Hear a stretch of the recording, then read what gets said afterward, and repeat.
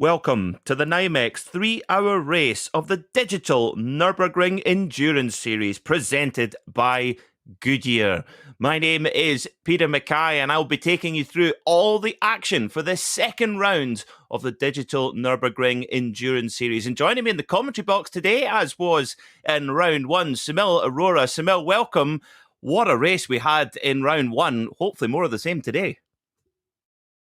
Absolutely, Peter. What a race we had in the first round, and especially the ending. We saw such a tremendous battle between Team HRT and Mahler in the SP9 category that literally defined everything that the DNLS is all about. Close racing that goes right down to the end, and with two different cars as well. And I get a feeling we're going to see something very similar here today. And the best part is, Peter, it's round number 2.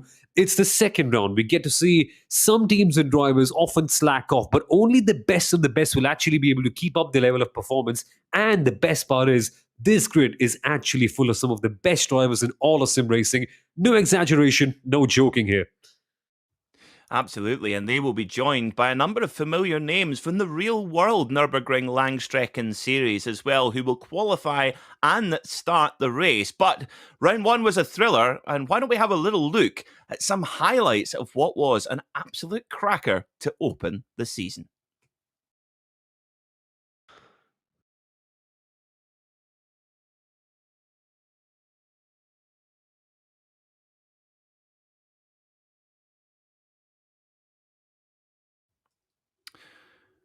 So we will be having a look at the highlights in just a moment, where we had quite a thriller between Mercedes-AMG, Team HRT, and the Mahler Porsche team, Sunil. And of course, those two teams very, very strong in round one, but will be hit with a bit of a penalty to get over in round two. Yes, absolutely. There will be a success penalty or essentially a bit of a stop and hold penalty whenever they come into their box.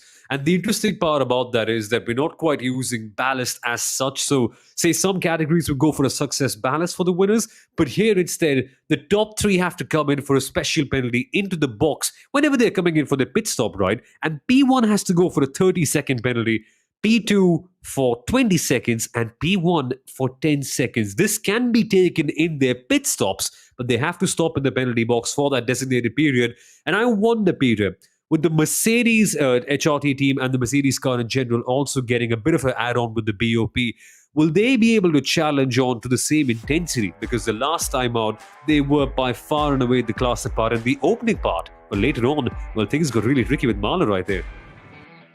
Well, it was Daniel Juncadella who led the field away into the opening round of the Digital Nürburgring Langstrecken Series in the blue and yellow Team HRT Mercedes, and an early clash between the Windward Mercedes and the Volkenhorst Alpecin BMW put both of those cars down the order as well. The 992 class, always well contested, led away early by the ever-impressive Zach Campbell, but unfortunately a later incident taking that car out of the action. It was all Porsche in the GT4s, definitely got the advantage over the BMW M4s. Will that be different today? We shall see indeed.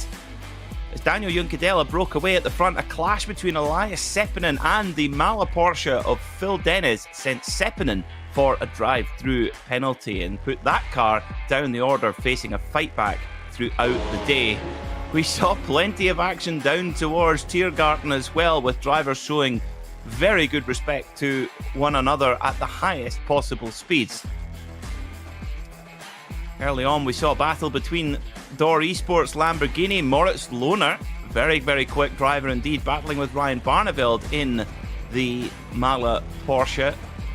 But coming towards the end of the race, it came down to that 91 Mahler Porsche and the Team HRT Mercedes, driven by Danny Giosa, and the showdown to the end of the race was one that will go down in Digital Nürburgring Langstrecken Series history. It was quite a thriller, but unfortunately the Door Esports Lamborghini dropping out close to the end. But this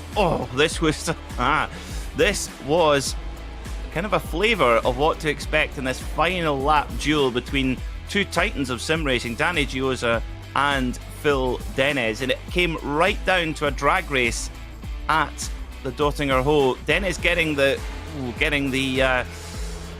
lead early on in the lap, but Giosa using the grunt of the Mercedes and the slipstream down the Dottinger Hole to take the advantage into Tiergarten, and Phil Dennis having to go for a very late drive-through penalty due to an accumulation of incident points. So it was Mercedes AMG on top, after back away.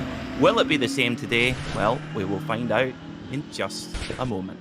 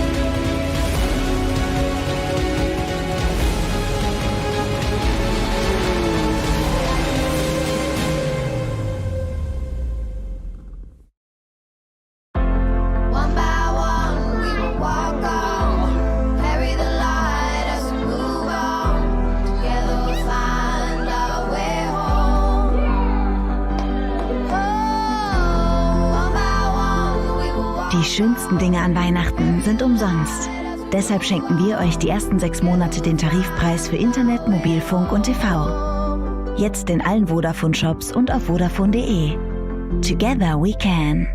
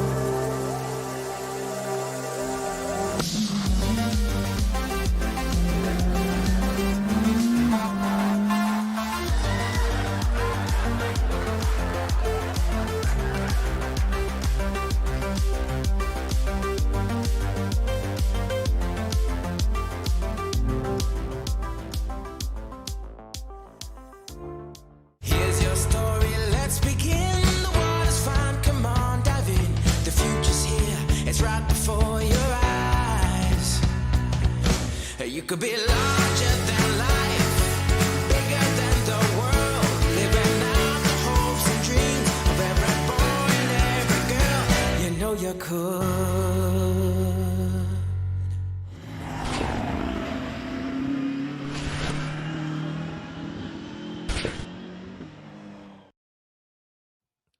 Welcome back to the NIMEX 3-hour race of the Digital Nürburgring Endurance Series presented by Goodyear. Here is how the championship standings look at the moment in SP9. Mercedes-AMG Team HRT on top of the table after a super performance at round 1, but just 4 points behind the BS competition BMW team, with Corsim Racing making it 3 manufacturers in the podium last time out, with Dor Esports Lamborghini making it 4 manufacturers out of 4 places. Team BMW Bank sit in 5th, Walkenhorst in 6th, a great recovery from them after the early incident. Sim Racing Academy Black in 7th, followed by Mercedes Team Heusingveld, Mercedes Team Windward, and Phoenix Racing Esports Lamborghini at the moment. All to play for, Sumil, and one name that we don't see on that SP9 list is the Coanda GT3 team, but they've got a whole new lineup for this race, and quite an impressive one at that.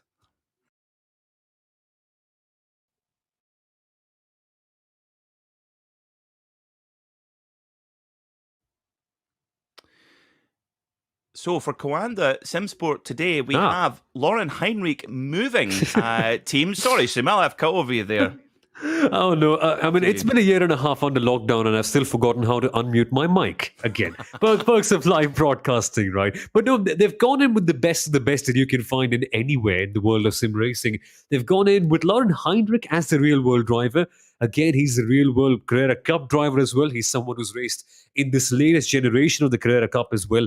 And we've gone in with multiple-time Porsche Tiger Esports champion in Josh Rogers. He is one of the best sim racing drivers, probably one of the biggest sim racing superstars we could call of this generation.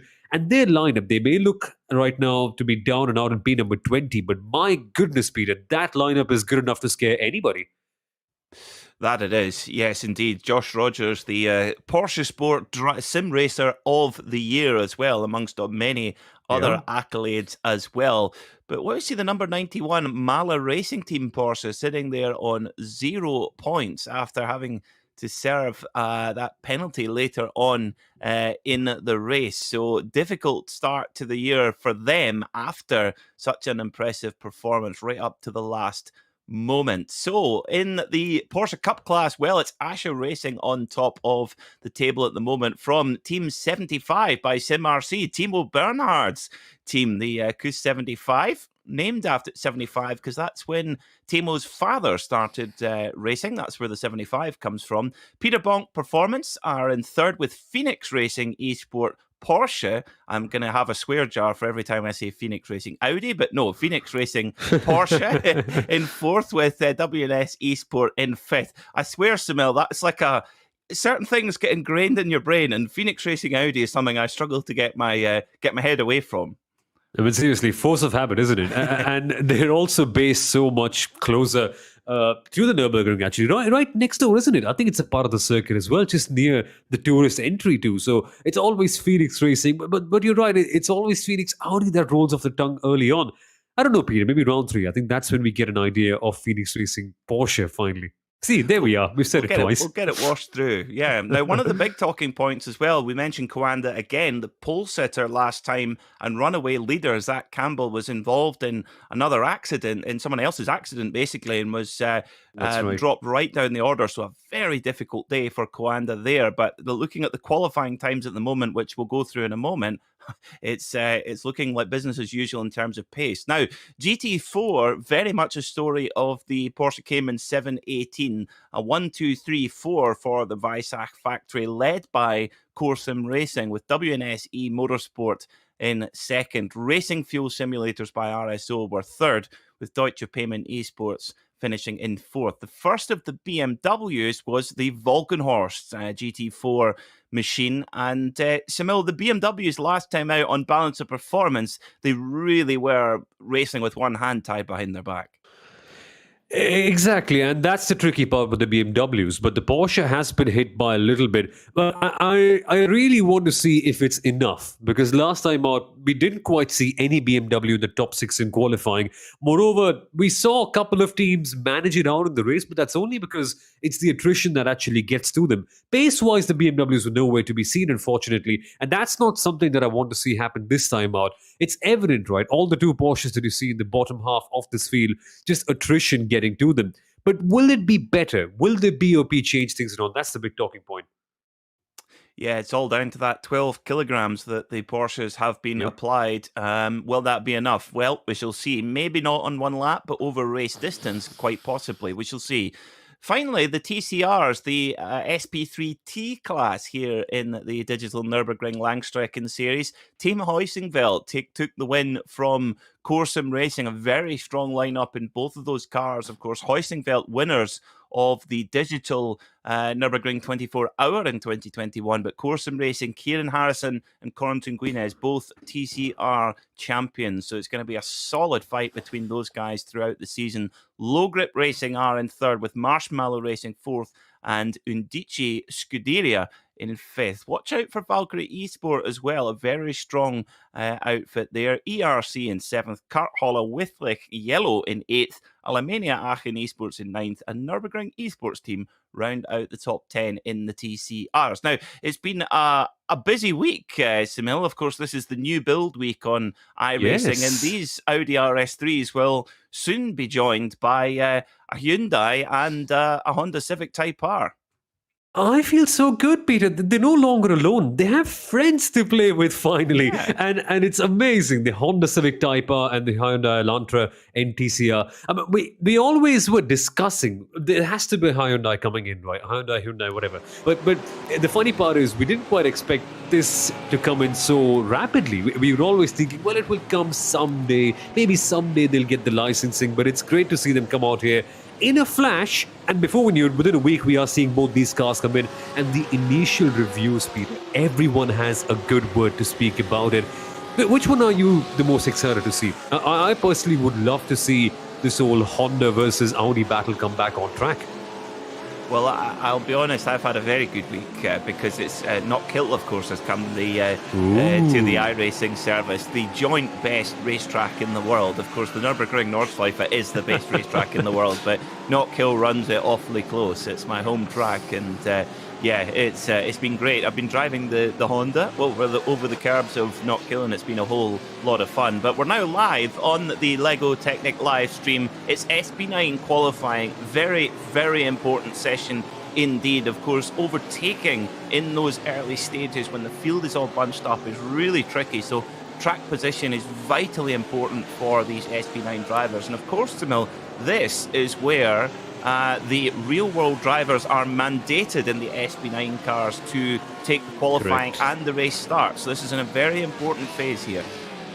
Absolutely correct. So the real-world drivers, they have to do this bit, they have to do the start as well, and maybe some might also have to do the end, considering how teams might play out their strategy eventually. So it's a lot of onus on them, especially in the SP9 category. This does not mean that all the other classes don't quite have real-world drivers, but over here, I think we get to see a higher level, a high tier of real-world drivers come up together and race against each other. And the car we're watching right now, Peter, Mahler Racing Team, after their the latest drive-through penalty you can ever get in any race for that matter, the pressure is really on them, because we know for that fact that they have the potential to win the race, potentially even with a gap. Because remember, in the first couple of laps of the last race, they were taken out by BS Competition, and that's where they lost a ton of time. What if they hadn't been taken out? What if they were able to actually take their race by their own way, control it as they could, and maybe they just would have had a very good gap eventually. They could have beaten the HRT team, and eventually they wouldn't even have to go to the drive-through penalty because they would have had 4 less incident points. I get a feeling that because they don't have that success penalty, the extra stop, they could be one really big team to watch out here today, Marlon. Indeed, absolutely. I think everything is sort of lined up for them to do well today. I think the 91 Mala Porsche team, but we shall see.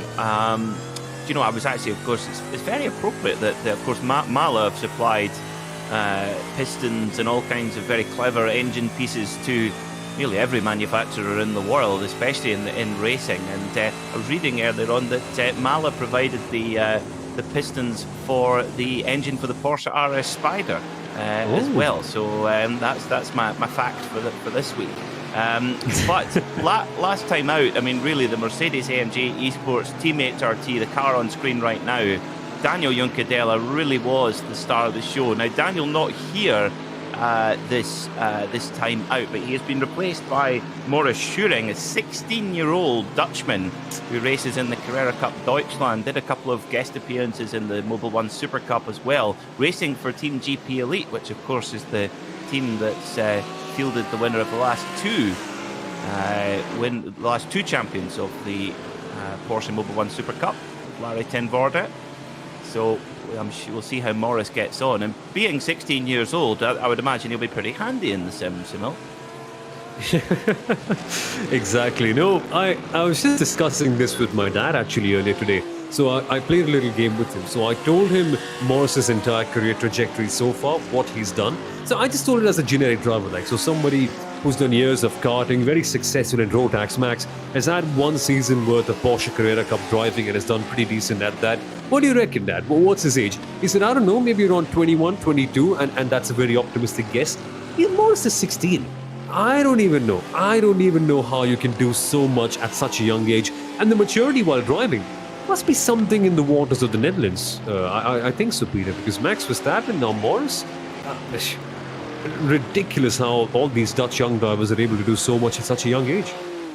Well, and there's such a heritage, particularly for the Super Cup itself. There's been so many Dutch champions. Of course, Jeroen Bleekemolen won it a number of times, but also Patrick Huisman, who has more titles than anyone, 4 consecutive Porsche Super Cup championships. And I was chatting to Larry ten Voorde the other day, and I said, well, you've won 2 in a row now. Are you going to try and go for Patrick's record?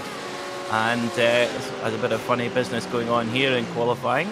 Oh, it's Phil Dennis getting caught in traffic a little bit. This might thwart a good lap, and there's only going to be one more lap after this one. So this is getting a bit spicy in qualifying, but Dennis makes his way through. Might have even got a toe there. But yes, coming back to Larry ten Voorde, he said, well, the problem is, he says, I'm not even the most successful driver from my village, let alone from Holland. He says, Patrick Huisman's from the same village as me. So imagine that. You think, oh, well, at least I might be from my county, maybe. No, not even the same village. But this is interesting here, Samil, with this SP9 qualifying. The drivers don't have a lot of time to get their laps in. And if you get caught up with traffic that's, especially at the wrong place, it can be really damaging. Yeah, exactly. Luckily, nobody was caught out as such in the last round, so we can't quite tell that, oh, a certain team had that issue the last time out. But that's a genuine possibility, Peter. And I mean, it may be silly to say that, oh, this place is a bit tricky for traffic when you consider that it's the longest racing circuit in the world actively and on the iRacing service as well, naturally. But the thing is, there are spots when things get really tricky, right? And we saw that happen right now with the Mahler Racing team and the ERC powered by FSP TUV Rhineland Yellow team. It's a bit of a mouthful, I know, but things can happen right there. And so they're working in together. And apart from traffic as well, Peter, just a simple error. We may consider them to be the best of the best real-world drivers, but it's the Nurburgring. It can catch anyone out. So even one wheel on the grass, maybe if the car loses out on you, not only do you see damaged confidence, but you only have one more lap to make it up. And time is definitely not on your side over here. So this is probably the most important and the most frantic session you could have in qualifying even across all the classes. So here's the number 88. Coanda SimSport Porsche 911 GT3R onto the Dottinger Hoe. Completely clear of traffic and opening up that 500 horsepower 4-litre flat 6 boxer motor in the back of that Porsche. Now, is this number 88's Coanda SimSport machine giving any sort of toe? It may be just far enough away from the number 89 BS Competition BMW, but there might be a little slither of toe there. That could be important because the margins will be fine here, Simil. And they wouldn't quite want to do that. Coanda and BS Competition, friendly competition, yes, but they don't quite want to give them a toe at all, considering how BS Competition were one of the better teams that we had in the last race. Messy, yes, but the raw pace was certainly there. You don't want to be out-qualified the BS competition, especially in that big BMW. Has Coanda seen that impact their lap time? Well, it's a 7:47. Pretty handy, I'll tell you that one. But has BS gone faster? No, they haven't. Wowee, what a lap time from Lauren Heinrich, the newly crowned Porsche Junior selected driver. There was a very competitive junior shootout, as there is every year, to decide Porsche's latest junior driver, and Lauren overcame a very, very star-studded list of drivers to get that. So congratulations, Lauren, and indeed with that contract, that obviously has permutations, because Lauren Heinrich, of course, raced for BS Competition in round 1 of this championship, Simil. But BS Competition being affiliated to BMW, that I'm sure caused a few complications, so he's made the move to Coanda SimSport with his newly minted Porsche contract. But I don't think the guys at BS Competition will be a bit sad about that. Disappointed slightly because they lose such a talented driver. I think one of the better drivers on the entire iRacing simulation, and it'll be fair to say one of the best suited real sim drivers. Hybrid drivers is the term that the BS Competition boss likes to use for that case for Lauren Heinrich. But the interesting part is going not to Coanda. And it's funny, right? Coanda have accumulated so many really good hybrid racing drivers. There's him. And of course, there's Mitchell de Jong as well, multiple-time X Games gold medalist, someone who's really handy with a rallycross car in real life and virtually, and also someone who's finished in the top 3 of the PESC Championship as well, the iRacing World Championship. So it's crazy how they're building in such a great team over there at Coanda.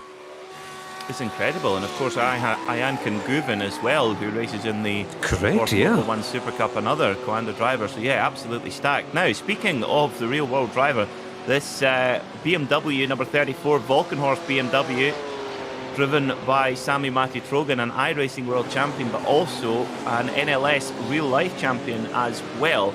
And this is a close replica to the car that he drives in the Nürburgring Langstrecken Series, with the sponsorship from Alpecin Anti-Balding Shampoo. German engineering for your hair. We've got to get a mention in there for the anti-balding shampoo for those who are follically challenged like me.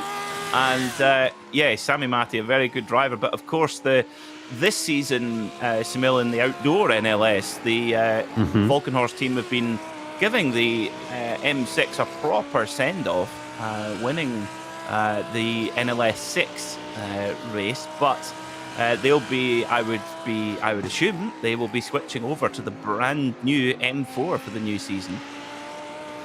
And why would they not? The M4 has actually made a pretty decent debut all across the world so far. I mean, it firstly came on the sim, then in the real world. And from what I can tell, and from what I've seen so far in the races as well, it's only going to get better, right? And that's the amazing part. So it's right about a good time, maybe a year after the M4 debuts, to get on there. And imagine a team like Volkenhorst with the M4, Peter. That is just going to be a recipe for success, right? Volkenhorst, a team that's so often tinkered the BMW cars into just getting them that extra gear, something extra special. Them in the M4, in the real world with a driver like Sami Matti as well. I get a feeling that next year it's going to be rather exciting to watch the race. That it will. Well, a new lap begins, and look at this. Lauren Heinrich in the white, blue and orange, or white, purple and orange Coanda Porsche has got the BS competition number 89 BMW of Elias Seppänen right on his coattails. Now, this is mind games if I've ever seen it. And will Lauren be able to pull away from the BMW? Will Elias Seppänen be able to hold on to Lauren Heinrich here? Because if he can, Sibyl, each time they go along the straight, whether that be particularly on the run-up Kesselchen Little Valley, there's potential big gains in lap time here for Seppänen. Exactly, but at what cost as well? Because so many other corners of the Nurburgring, especially when you get to the start of the at the middle of the circuit, there's so many tight, twisty, winding corners where you can actually lose some time with all the dirty air as well. So it's certainly a bit of a double-edged sword in a way. What do you do in that case? And clearly, BS Competition want to try and utilize the pace right there that they get with the tow. And interestingly, Dottinger Ho, will they get a bit too much of draft that they can actually pass forward? Because remember, last lap of the last race, HRT got an amazing draft on Marlin. They were actually able to move forward. But then Coanda down the main stretch could also get a bit. It's amazing how this is such a huge circuit with so many passing opportunities that toe can be played around with a little bit well. And interestingly, we could see a battle during qualifying. Not productive, but hey-ho. Yeah, this is interesting. I mean, I wonder if... So, Lauren Heinrich in that 88 Coanda SimSport Porsche has got to think, well, do I try and pull away here and set an even faster lap time and make sure my pole position is absolutely safe? Or do I decide to just pull out the way and let the BMW go of Elias Seppinen and not give a tow? I mean, but then, of course, then you give up your run at improving a lap time. I mean, I think, Samil, that 7:47.2, that's going to take some beating. Yeah, exactly. But if you've got the dough, potentially, BS Competition can do that. But remember, BS Competition were in the top 3 for qualifying in the last race as well. So we know that they are going to be a team that's going to be very close. The last time, they were under a second of the gap. And I think HRT was on pole position, right? So BS Competition were very close by there. You don't want to leave it a chance with them. I think Coanda would prefer trying to take things in their own hands and trying to finish off their lap. And if it's P2, so be it. The other team just got played a little bit better. But all things considered, Peter, you really want P1 over here, because we saw any team that's between P2 to P5, they're in this big cluster where things can get really tight at turn number 1. And it almost did. We were side by side, 3 wide on the first lap. And had it not been for some really smart driving, that could have been 3 cars taken out at the start of a 3-hour race. So P1 is just extra crucial over here. And no MRS! Oh boy. Ooh. The number 44 crashes. Let's see. That's not... No, I'm not going there. I'm Peter, not going there. Oh dear. Oh my. Not today. Oh dear. This is... of course, there is another motor race. Some motor race going on in the Middle East today, but it's got nothing on the Digital Nürburgring Langstrecken Series. Samil, come on. Nobody's watching that one, are they? Yeah, this is proper motorsport. This is no politics, no nonsense. And no penalties for actual proper hard racing. Correct. The best proper racetrack built a very long time ago opened in... Do you know that it only took 2 years to build? That boggles my mind. It started building in 1925, opened in 1927. I mean, By it's modern crazy. standards, that's extraordinary. Even by their standards, right? And you didn't used to have the modern technology back in the day as well. Yeah, for sure. It wasn't the same circuit. We didn't used to have the Armco barriers and whatnot. It was, I mean, let's be honest, more like a rally stage essentially in the middle of a forest, right? But still, 2 years is amazing. I mean, I remember the BIC, the Perth International Circuit back in India, that took 2 years and it wasn't completely ready. I mean, the flushes weren't quite ready when the race went going. So that, for the Nürburgring, is just outrageous. Speaking of... Yeah, but Mark Gasner just having a little bit of a spin there in the MRS Porsche, but manages to get going and move along. So, it did take 12 million man-hours to build this place from 2,000 people. Did you know, Simil, that the name, the Nürburgring, was actually decided by a public vote? So German, I love it. Public competition, yeah. Whereas in the UK, when we're allowed that opportunity, the public just can't take it seriously, and we call like very serious warships Boaty McBoatface. Seriously, that's happened. Yes. Now, car on screen, the Lego Technic Esports Lamborghini. This is a tribute livery or a tribute paint to the Lego Technic model that you can buy. It's the Lamborghini Cyan in that very unusual lime green colour. It's a very Lamborghini colour, and tell you what, these Lego Technic models, Simil, it's the most therapeutic thing to just sit there and put piece by piece together, and you can get a 911 RSR, you can get a Ferrari 488 GTE, and you can get motorbikes as well, Ducati V4Rs. BMW M1000 RRs as well, so there's something for everyone in the Lego Technic range. Exactly, and one of our fellow commentators, one of our colleagues, Lewis McGlade, actually got his hands on one of the 911 RSRs. He actually told me once he spent an entire afternoon building the 911 RSR, but it was just the best Sunday afternoon, right? I mean, what else could you do? Just strap yourselves in at home, just nobody enters your dome of concentration, and when you're done, it looks magnificent, and especially the detail, Peter. You turn the steering wheel on and you can see the axles turning as well. Just the amount of detail that Lego Technic have put in is just tremendous, and wow, and the liveries as well. Just maybe, I mean, again, you only criticize something when you love it so much. Maybe, I don't know, a slightly more, what's the thing? Slightly more sharper shade of green would have looked even better, no? In this livery and the toy car as well. That would have been special. But again, it's still pretty beautiful in all things considered. Fast car is a beautiful car, right? So That's right, that's the main thing, indeed. Well, the number 70, Mercedes Team Landgraf, a name that any GT racing fan will know, Raffaele Marciello. Didn't join us for round one, but great to have him here in round two. He put together one of the best drives I've ever seen in Macau a couple of years ago. He won the 2019 Macau GT race, and he left the two Porsche drivers, Earl Bamber and Lawrence Vantor, for absolute dead. He just disappeared into the distance, and I thought, wow, what a driver. And Raffaele has a lot of experience around here, around the Nürburgring. Very, very quick. Well, here's our answer. Lauren Heinrich has dropped Elias Sepinen. Is this going to be an improvement on the time? 7:47 to beat? It is. What? 7:46. oh, Good golly. 7:46.241. Well, welcome to Coanda Simsport. Welcome to the Porsche Junior ranks. Lauren Heinrich, what a lap. wowee. And what are BMW Team Bank going to do? Remember, siblings of the BS competition team, same car, essentially the same people operating it, just a little bit of a different name. And they're working with Dur Esports. And BS competition and Dur had an amazing battle, about which I shall speak about later. But Peter, the lap times, is it going to be anywhere close to Heinrich? I think it might be. This is the time, but the graphic just went by. That was Bruno Spengler. He got the perfect toll from the Dor Esport Lamborghini. What was the time? The number 7:49.288. So not quite in the. I mean, nobody really in the department of Lauren Heinrich at the moment, but a good lap from Sami Matti Trogan. He improved 7:47.751, 1.5 seconds off the pace, but we'll start on the front row as things stand.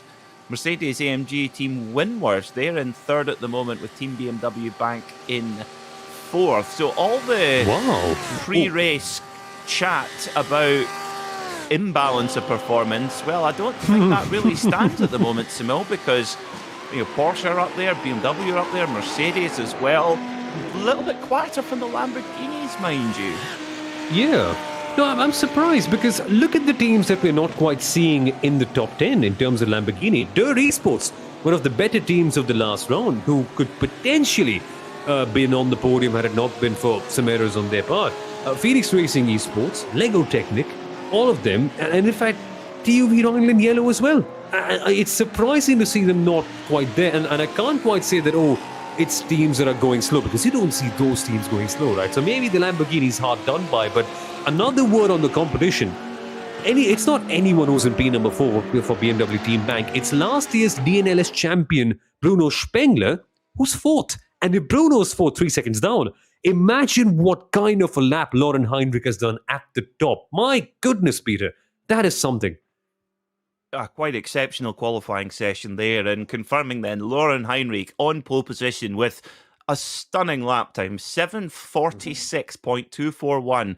Starting on the front row alongside the Coanda Porsche will be the Alpecin anti-balding shampoo Volkenhorst BMW in the second position. Sami Matti Trogan qualifying that car. Row 2 will be the Mercedes Team Winward machine alongside Team BMW Bank. Row 3, Mala Porsche alongside BS Competition, with Mercedes AMG Esports Team HRT. The championship leaders will start on the fourth row of the grid alongside Sim Racing Academy Black, the number 25 car.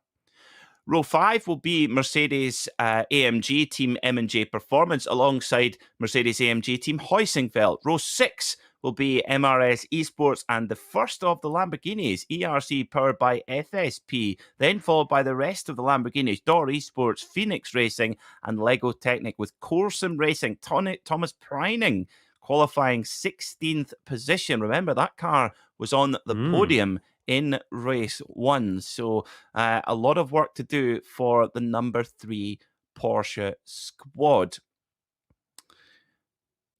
So it's going to be very, very tight, but difficult qualifying session for the Lamborghinis. Will they come good in the race? We shall see. Some very quick drivers waiting in the wings on a lot of those crews. So we will see it come back and forth throughout the day. And last few runners, Cartland Racing Esports, Lamborghini with Artel Motorsport, BMW, and WS Racing Esports, BMW. The GT Tire, BMW, rounding out the 19-car SP9 field, running to the FIA GT3 regulations. About 500 horsepower, traction control, ABS, and big aerodynamic assistance as well. Simil, why don't you take us down the Porsche Cup standings? Why not? It's Commander Simsport back and back with a bang. Taking pole position right here with a gap of 9/10 of a second to the IES Sim Racing Schweiz Cup team. Third is Asher Racing in that 200 car, 1.7 down. That must have been a really crazy qualifying for them, with Sim Racing Academy again making it into the top 4. So it's a good qualifying from them. Team 75 are Sim RC. They start in P number 5, 2.3 seconds down, with German Sim Racing. A decent qualifying from them finally. They are in P number 6. I want to see something special come up from them. They are a team that always impresses me. Phoenix Racing number 7 with their second car. They start 3.3 seconds behind. And WNS Motorsport start P number 8 right here in this Cup 2 category. Leiper Esports are 9th. Peter Bong Performance start 10th. Core Sim Racing Cup 2. A bit surprising to see them, a team of such high caliber, start at P number 11, but maybe it could lead to a more fun race from them by trying to climb back up the order. Dorsch Payment Esports DNLS in P number 12, followed by WS Racing Esports in 13th. Dorsch Payment Esports, the second car, the 248, they start in 14th, followed by .exe Esports Green, who have had a bit of a tough qualifying once again, and Artal Motorsport Reparex Cup starting in P16. What a lineup in the Seriously. Porsche Cup class. I mean, it's so competitive, and the time's a lot closer as well in that class as well. Here's how the SP9s line up. Corsim Racing and Team RSO making it an all Porsche front row, with Racing Fuel Simulators by RSO starting third. The first of the BMWs, Volkenhorst Motorsport, number 335, starting from fourth, with RaceFox and WNS Esport Motorsport rounding out the third row. Row 4 will be RN Vision STS with AMC Sigberg in 8th place. So still very much the exclusive playground of Porsche at the moment, but definitely BMW closing the gap. Shoot Sim Racing start from 9th, with Ring Fazert Sim Racing in 10th. Kart Raceland Esports are 11th, with ERC Esport powered by FSP, are lots of acronyms here. ERC powered by FSP in 12th. And finally, GeForce Experience Esports and Deutsche Payment Esports round out Row 7 and our 14-car XB10 grid. These are run to FIA GT4 regulations, so a little bit closer to the road-going counterpart. Team Heusenwald will start on pole position by just 0.6 of a second over their big rivals, Core Sim Racing SP3T.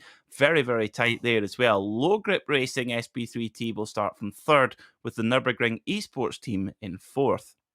Marshmallow Racing will start in 5th, with ERC Heils Entrum Terra PI in 6th. Alemania Aachen Esports will start from 7th, with Karthalle Wiftlich Esports Yellow rounding out the top 8 and the 4th row of the grid. A little bit more disparity in times there in the TCRs. Valkyrie Esports Rookies, they'll start from 9th, completing our grid of 4 classes: SP9, Cup 2, SP10 and SP3T. Weather conditions, well, absolutely perfect, I would say. 18 degrees in the air and 33 degrees on the track, so a little bit toasty on the track. So that will be something to keep an eye out, Simil. 33 is up there, and that might make things a little bit slick for the drivers. Yeah, exactly. They might have to end up saving their tires a little bit more because, of course, the temperatures, as they get hotter, grip becomes a little bit trickier, and eventually, it might not be a problem at the start of the race, maybe towards the end, maybe when you're involved in combat with somebody else, you just want to have that little bit extra grip, maybe just like what HRT team had in the last race, and which is eventually what got them towards the end.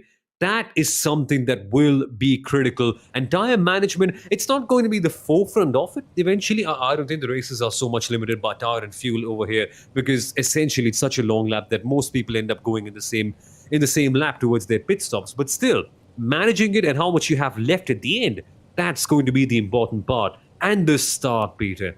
I can't even choose which team is going to get the jump over here. Oof. It's crazy. Well, it's going to be an exciting one, I think. It's time for the NIMEX 3-hour race of the Digital Nürburgring Endurance Series presented by Goodyear Tyre. And we're now flying in the virtual Goodyear blimp. The Goodyear blimp owned by the company but since 1917, so it's a fair old age as the Goodyear blimp, and used to film the first Super Bowl. Well, this is the Super Bowl of motor racing, this circuit. Nothing better than racing on a Sunday afternoon on the Nordschleife. We hope you're sitting comfortably. This should be a cracker. The SP9 cars pull away behind the Porsche 911 pace car, and Lauren Heinrich will lead away the field in the Coanda SimSport Porsche 911 GT3R. Right along beside him in the Alpecin anti-balding shampoo Volkenhorst BMW will be Sami Matti Trogen, making it an all-star front row, but right behind the windward Mercedes and the Team BMW Bank BMW M4 in there as well, driven by Bruno Spengler, the real-life IMSA driver, DTM champion. And then right behind there, look at the Mala Porsche. Watch for that car, the number 91 of Phil Denez. 3 hours of racing on the world's greatest racing circuit. About to go green. Lauren Heinrich, the newly minted Porsche Junior, will lead us away into 3 hours of racing. Sami Matti Trogen tucks in behind. Green, green, green. We are racing here at the Nürburgring for the NIMEX 3-hour race of the Digital Nürburgring Langstrecken Series, and down towards turn 1 they go. Heinrich leaves the door open. Will Matti Trogen have a look? Not quite. And Heinrich leads away from Sami Matti Trogen from Bruno Spengler, who makes it through into third spot. Interesting defending that we got to see right here from Sami Matti Trogen in the Volkenhorst BMW. Cut across quite well, but look at the Landgraf team going to the outside of Ersing. Well, this is going to be a rather tricky fight. And in the background, the Lamborghinis coming together. Some crazy battling happening in, but the important part is Heinrich still your leader, and Sami Matti Trogen had the toughest job defending P2, and he did that well. It looks like the drivers all getting through relatively cleanly, but just as aggressive, just as intense as the opening lap of a real-life NLS race. And this is what the Digital Nürburgring Langstrecken Series is all about. It's all about replicating, about simulating that real-world event. It goes through all the same emotions. Top drivers in top cars. And Lauren Heinrich is starting to already pull away a little bit of a gap. He's really on the money today. The field filter through, and a little bit of side-to-side action there as well. That's Thomas Preining in the Corson Racing Porsche. One of the Lamborghinis goes wide. TUV Rhineland yellow having a bit of a shocker right there. More on that in a second. Yep, we're gonna see Zach Campbell, the Porsche Esports Super Cup star, lead away for Coanda SimSport for the second time this season. A sub 8-minute lap in qualifying. And we're green then. The Cup 2 class is away. Chased down by the number 200 Asher Racing Machine there on the inside, but Zach Campbell delivering that race start perfectly. Now it's quite tricky for these Cup 2 cars. They don't have anti-lock braking systems, and on cold tyres you've got to be super careful, but no such problem for these drivers. A little bit of a steady start there for the Sim RC machine, the new wonderful looking Kuss Team Bernhard car. Very, very cool livery on that machine, but they all get through clean. Nice and neat and tidy. Oh, that's curse of the commentator. The Corson racing car gets held up. Oh dear. Boy, oh boy, oh boy. And that's Dominic Engel, one of their star drivers, one of their older drivers in terms of the time when he joined the team. He has had a bit of an incident with the Deutsche Payment team, wasn't that? So they got T-boned right there. And that's 2 races essentially gone for a toss, right? Because the competition here is so tight, it's so hard to ever make a comeback. So, and that's going to be a really tricky part because Corson Racing, 2 tricky races in a row, man, that's not what Corson Racing normally does. Yeah, I think the Corson racing car there, just nowhere to go. The Deutsche Payment car went for a spin and there was just nowhere to go. Very unfortunate indeed. This car is a bit more sensitive on cold tyres, this new Cup car, compared to the old machine, but Zach Campbell leading away confidently at the moment as the SP10 cars will be lining up on the start-finish line. There they are, right on cue. 3 Porsches. It's Weissach versus Munich here. Porsche versus BMW. Green, green, green. The SP10s are away with Maxim Ramstein, the Porsche Super Cup star, leads them away. But look at the Volkenhorst BMW. Will Trigurta trying to make a move on these Porsches, trying to get in the mix with the Porsche Caymans, and is doing so. Oh, really, a little bit of side to side there, spin in the background. But impressive stuff so far there from Trigurta in the BMW, really flying the flag for the Munich mark. Yeah, he's punching above the weight of the car, isn't he? He's got past the Race Fox car, but this battle isn't quite over yet because Race Fox, they have the inside line. And at this hairpin, Peter, we have seen Garnish before. We don't quite want to see it happen this time out. And Race Fox finally get it done. Man, that Porsche is just so smooth. Really, it's so smooth, but the battle isn't quite done yet. Will Trigurta will not let go of it so easily. Okay, so there's incident investigation ongoing. The number 111, that is the championship. Sorry, my apologies. No, it's not. It's the MJ Performance by HRT Mercedes and the number 40, which is the ERC Lamborghini. Now, that was the car that had a little bit of a spin. Also, investigation going on. Car 21. Car 21, that is the Kart Raceland Lamborghini. And the number 117, that's the WS Racing Esports BMW. So all a little bit further down the order in SP9, that would maybe hint out there's a bit more of repercussions from those incidents. But the SP3T cars, the TCR machines about to lead us away into 3 hours of racing. Off they go. And Team Hoisingveld, the winners of the 2021 Digital Nürburgring 24-hour, are away with their rivals Corson Racing in the white and orange car going for the big wide outside line there as well. That's Corentin Guinez. Sorry, yes it is Corentin Guinez starting that machine, the SRW TCR champion, and having to defend very, very hard there for the number 407 low grip racing machine, who's might have been a couple of seconds back in qualifying for Seville, but getting the elbows out early. Yeah, exactly. That's what you often tend to see with TCRs early on. It's all about track position, partially. I mean, it's all good so long as you are P number 1, because P number 1 eventually has to drag the whole train along, give everybody a tow, and everybody can save in there. And fuel saving is the most important part in a TCR race. So, in a way, it's a bit of a blessing in disguise to be P number 2. And it's all right. You want to be as high up as you possibly can be, unless you are the leader. So watching Hoisingveld's strategy so far is going to be quite good. But that's the thing with TCR. So docile, Peter. It's like in sprint racing. They are the naughty boys in the class. They'll throw the pens at everybody. They'll throw chalk on the fan. But whenever it comes to endurance racing, so calm. Yes, indeed. It's like they've got split personalities. One for sprint, one for endurance. And straight away, Corentin Guinez makes the move then on the Team Hoisingveld TCR machine, driven by Roman Persk.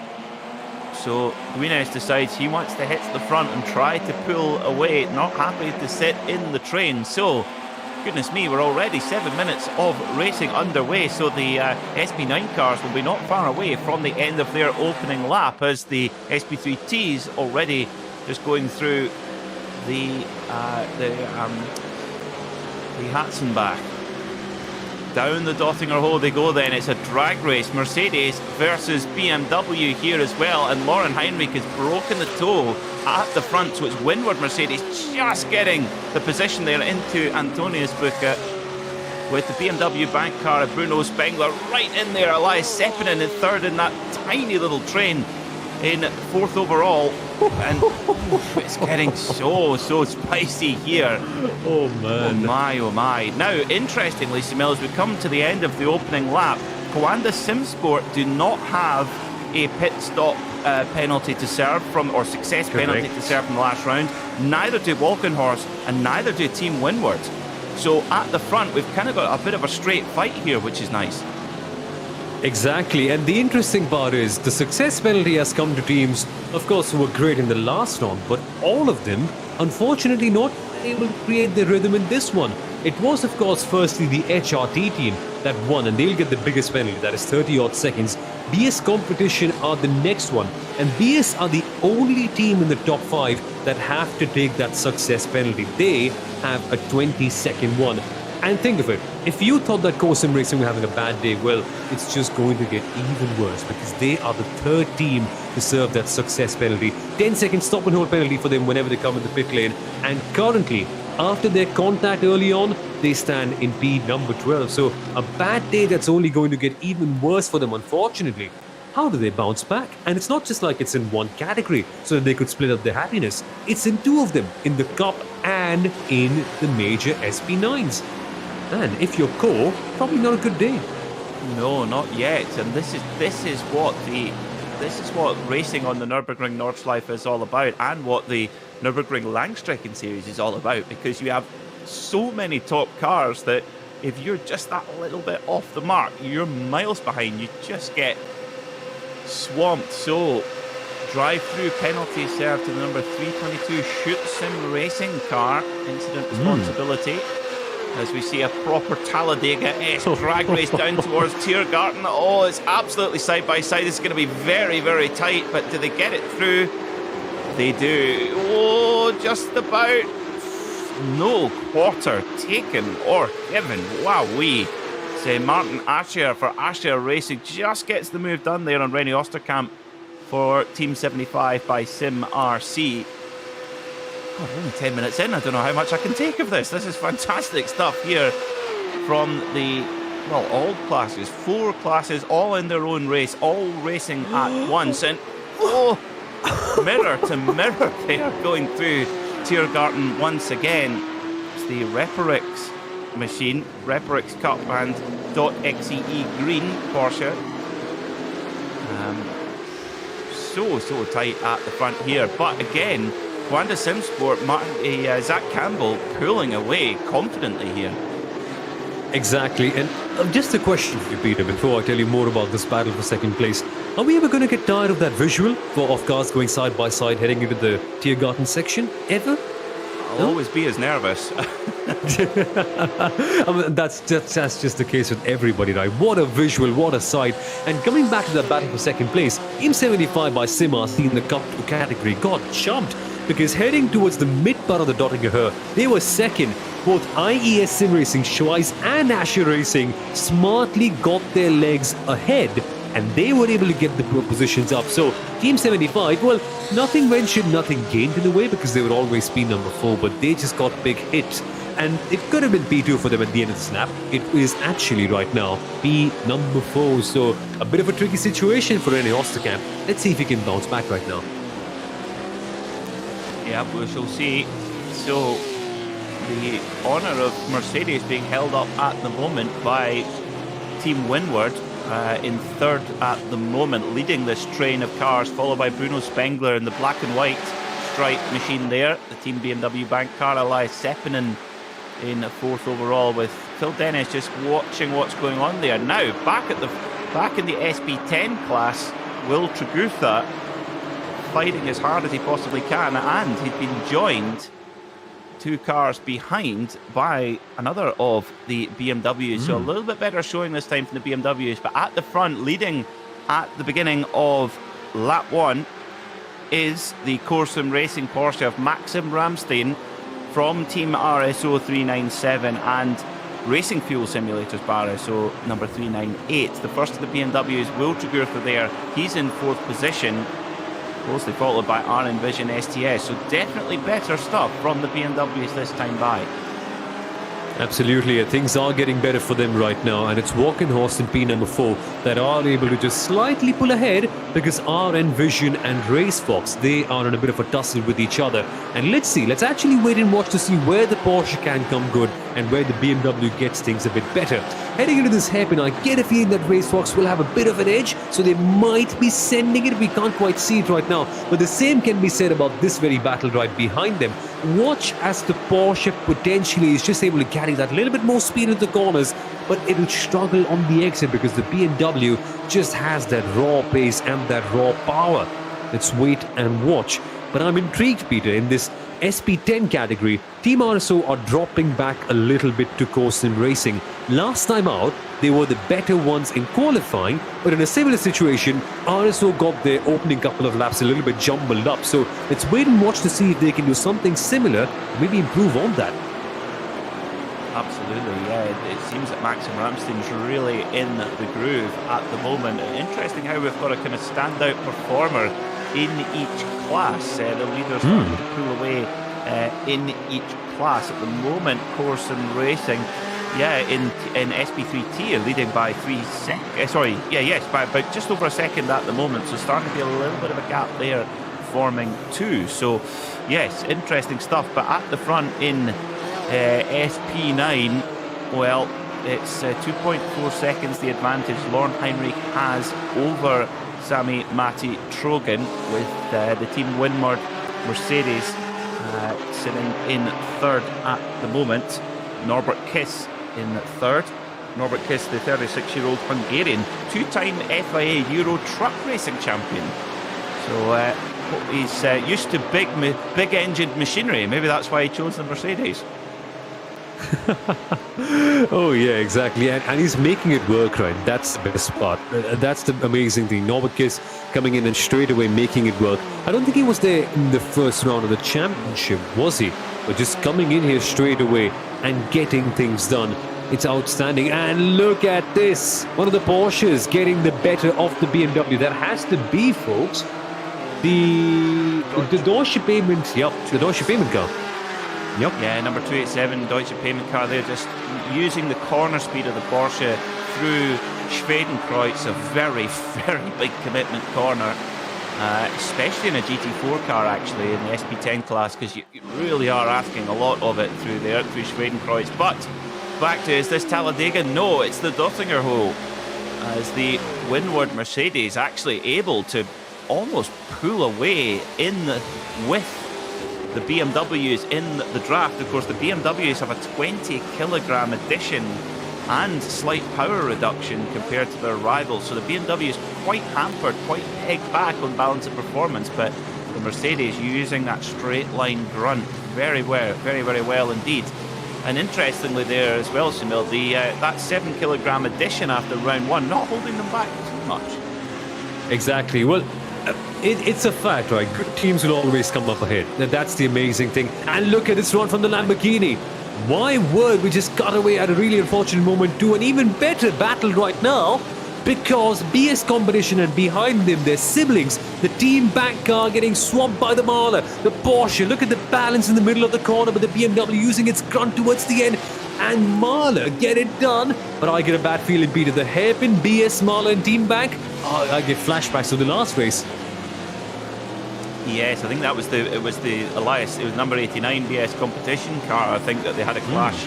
The car in front of Phil Dennis in the Mahler Porsche, but that was a super move there from the American Phil Dennis in the Mahler Porsche. I mean, using the manoeuvrability, the nimble nature of the Porsche 911 GT3R at just the right moment. Now, it doesn't quite have the straight line speed of the BMW, but definitely has the manoeuvrability as well, and good braking performance as well. Now, this is penalties being served here from both the GT Tyre BMW and the FSP Lamborghini as well for earlier incidents. So that penalty box, Sunil, there, that is where we will see the teams who do have a success pit stop to serve the Mercedes AMG Team HRT, BS Competition and Course and Racing Porsche, they will have to serve those time penalties in that box at the start of pit lane.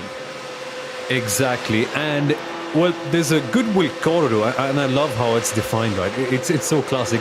A goodwill corridor. So if you're under around a second, the gap between your stop and the official designated time, it's okay. You can be let go. But if it's, say, more than a second, the gap, you will actually have to go in there and maybe just get another one done. And if it's around 15 odd seconds, which doesn't matter for everyone, right? Because, of course, there's only 2 teams that have to do a pit stop that's more than 15 seconds. For them, they'll have to do a drive-through penalty and come back in there for that one. So it's interesting how these penalties are lined up. But yes, they don't have to do an extra stop. Part of the same pit lane stop, in a way, they just have to stop at the penalty box before and then proceed to take servicing. And yeah, it could really hamper their race, but the good teams, Peter, eventually all come up ahead. But what's strange is that all the teams that actually have that success pit stop aren't quite looking as dominant or even as comfortable as they did the last time out. So is it kind of like a double whammy in a way? One from the organizers and one from themselves? Okay, so incident decision, a warning for car number 3, Course and Racing. That's Thomas Preining driving that machine, the young Austrian driver who has driven for the Falcon Tire team in the Nürburgring 24-hour this year. Very quick driver indeed is Thomas. So Course and Racing definitely get their choice of young factory pros from Porsche to drive with them. Of course, Dennis Olsen driving for Course and Racing last time when they got onto the podium. But speaking of Porsches, this is the battle at the front. Niels Lawrence trying to chase down Maxim Ramstein, who we were right on board on the engine cover of the Maxim Ramstein Porsche Cayman. Of course, a little bit different to the 911, the Cayman, or the 718 as it's now called. It's a mid-engine machine, 3.8 litre in this version. The new version has a 4 litre. There's a point now, Samel. I wonder when we'll get the updated version. I'm not actually very caught up with the Caymans and all that's happening with them. So, yes, I do know that there's. Well, of course, the GT4 RS, the road car, is about to be launched and did a 7-minute lap in the hands of. In the hands of Jörg Bergmeister, and each dealer in the United Kingdom is getting 1 car each. So I wouldn't want to be the dealer telling some very good customers they're not allowed to get one. That's crazy. By the way, Team RSO just getting past Course and Racing for the lead right here in SP10 and making sure that the Porsche, as we speak about it, just in a good limelight again. But, well, 1 per dealer and 7 minutes. That is just so fast. Well, I think the real world came in RS. They did a 709, didn't they? The GT4 RS at the Nurburgring or something. Yes, that's the one. Yeah, that's the one. And going 9 odd seconds faster? Yeah, it's fast. Oh yeah. That's what you get when you put Uncle Jörg in the car as well, though. That's true, yeah. Good old Jörg. Now, Phil Dennis is on the move. He's managed to not only dispatch with the Team BMW bank car, which he did, of course, in the Grand Prix lap of this part of this lap. He's got past the 89 of Elias Sepinen as well. So Phil Dennis now on the move. He's pulled the pin in that Mala Porsche, now hunting down the windward Mercedes, the 3rd placed windward Mercedes of Norbert Kiss. Now, a little bit of a gap from Kiss up to Sami Matti Trogen is over 4 seconds. There you go, there's the gap. Matti Trogen just going through the shot there. Then there's Norbert Kiss, then Phil Dennis, then Sepinen, then Bruno Spengler. At the front, 2.5 seconds the lead. So Heinrich has got a bit of an initial gap, Samil, but he's not been able to accumulate it at the same rate. It's been pretty steady for the last little while. Yeah, exactly. He's been building it up bit by bit. And his laps are significantly faster, right? Around 6 odd tenths of a second, 7 odd tenths of a second. But you get a feeling that with Coanda and the flow that they've been in, maybe they can go that bit faster. Again, they love it, right? But the last time out, the HRT team, I think by the time we came to the first pit stop, Peter, weren't there some 5-6 odd seconds ahead of all the others? So let's wait and watch what actually happens, because that 5-6 second cushion that they had eventually was able to help them out quite a fair bit once everybody cycled out of the pit lane. And that is something that Coanda will be looking to build in, and they've got some time on their side. And Sammy Matty Trogan now defending from Kiss, and Mahler not just able to get that much closer. But speaking of closeness, it's always close in Cup 2, isn't it? These guys will just never, ever drift away. I certainly hope so, no? No, and well, the gap at the front, very impressive run so far from Zach Campbell. The gap nearly 5 seconds now back from our leader, Zach Campbell, in the number 208 Coanda Porsche, back to the IES Sim Racing Schweiz Cup is well, Moot Curve, it's called Bravery Corner. You need a lot of moot to get through that corner safe, and yeah, that's really tight stuff there in Cup 2. But you really do see the straight line performance of the Mercedes. Each car makes its lap time in a slightly different way. The Porsche definitely making it on the brakes and in the corners, and even in the draft, Phil Dennis not quite able to get a move on the windward Mercedes of Norbert Kiss. Does pull up a car length or two, but nowhere near as much as you would expect. So, but Phil Dennis definitely making the moves forward. Of course, in that incredible fight for the win, just missed out to Danny Giosa last time out. But of course, with that late race penalty, dropped right down the order. So work to do for Phil Dennis and Ryan Barneveld in the 91 Mala Porsche, and right around the outside, like a wasp around a warthog, there goes the Porsche. And there you go, in just three corners, one section of track, Simil, we've seen very distinctly the differences between those two cars. Mercedes very fast on the straight, the Porsche fantastic through the corners.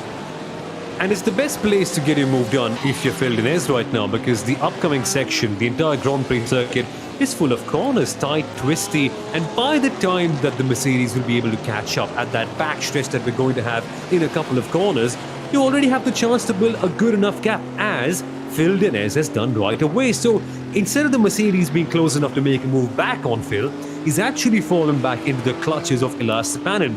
Perfectly plotted out move right there by Phil Dennis. Really smart driving. And now, two cars that are equally quick on a straight line. BS competition to the BMW, Mercedes windward. I hope that they don't spend too much time and they don't waste too much time fighting against each other, Peter, because then, well, we don't want to see the Mahler car go away so easily, do we? Now, it'll be a bit of a shame, especially considering that we know that BS competition have to pay that success penalty either way. So if they drag the Mercedes windward team along with them, it essentially breaks away a battle that could potentially happen in the future. So stay calm, guys. Put up a bit of a show. Well, this is the opportunity now for Phil Dennis. Now coming onto the Nordschleife, he's really got to try and build a gap and try and break the slipstream, try and break that aerodynamic toe back to Norbert Kiss, because if Norbert Kiss in that menacing looking windward Mercedes, if he gets in the draft, he will just blow straight by the Porsche. But back on the Dottinger hole, the Cup 2 class, Martin Ascher trying to hold off the Bernhard Team 75 by SimRC 275 machine as it's getting very, very tight. You can only get away with that so many times, but it's a big lunge there as well, and that slows them both down a little bit as well there. So that's the 275. Rennie Osterkamp does get the move done, but that does release the number 269 ISES Sim Racing Schweiz Cup car of a Moser. And Asher won't take this lightly. Here they come heading into turn number 1. The outside line is a place that can work, well, for better or for worse, because eventually they end up losing time to the German Sim Racing car. Just didn't quite get the right exit. And German Sim Racing, sharp as they are, they now have a clear target on their side. But eventually, Peter, half an hour in, and finally, Team 75 are able to make a move heading into turn number 1. It's taken a while, but thank goodness they finally got something done. Not at turn number 1, my apologies, but at the Tiergarten section. My word, they were trying hard so many times. Yeah, just on that last bit in the Tiergarten into Hohenrain, a really good move there. Of course, the Team 75 crew, of course, owned by Timo Bernhard, a 5-time winner of the Nürburgring 24-hour, an absolute legend of this particular circuit, and of course the unofficial outright lap record holder as well with the Porsche 919 Evo. Incredible lap time. 5 minutes 18 seconds. Just let that, just for the Nordschleife albeit, but incredibly impressive. That's one of my favourite things to do on iRacing actually, is take the Porsche 919 around the Nürburgring Nordschleife. I can never get close to Timo's time though. You know Fun what, to Peter? try. Actually, it's fun to try until you come up to, say, the second sector and you absolutely bin it. And then you have to go back again, and then you come to the mid part of the track again. Yeah, exactly. It's so fast that car. I mean, to be honest, Peter, when that lap came in, didn't we all think that it was fast forwarded initially? Yeah. It was just that fast. It's absolutely incredible. If you've never seen it, folks, do look it up on YouTube. The Nürburgring lap record, Timo Bernhard 919 Evo. Crazy. It's a wonderful tribute, and it gives a wonderfully modern context to just how impressive Stefan Belov's lap in 1983, the last time the Nürburgring 1,000 kilometres was on the Nordschleife. 6 minutes 11 seconds. It does really put that in context, just how impressive that actually was.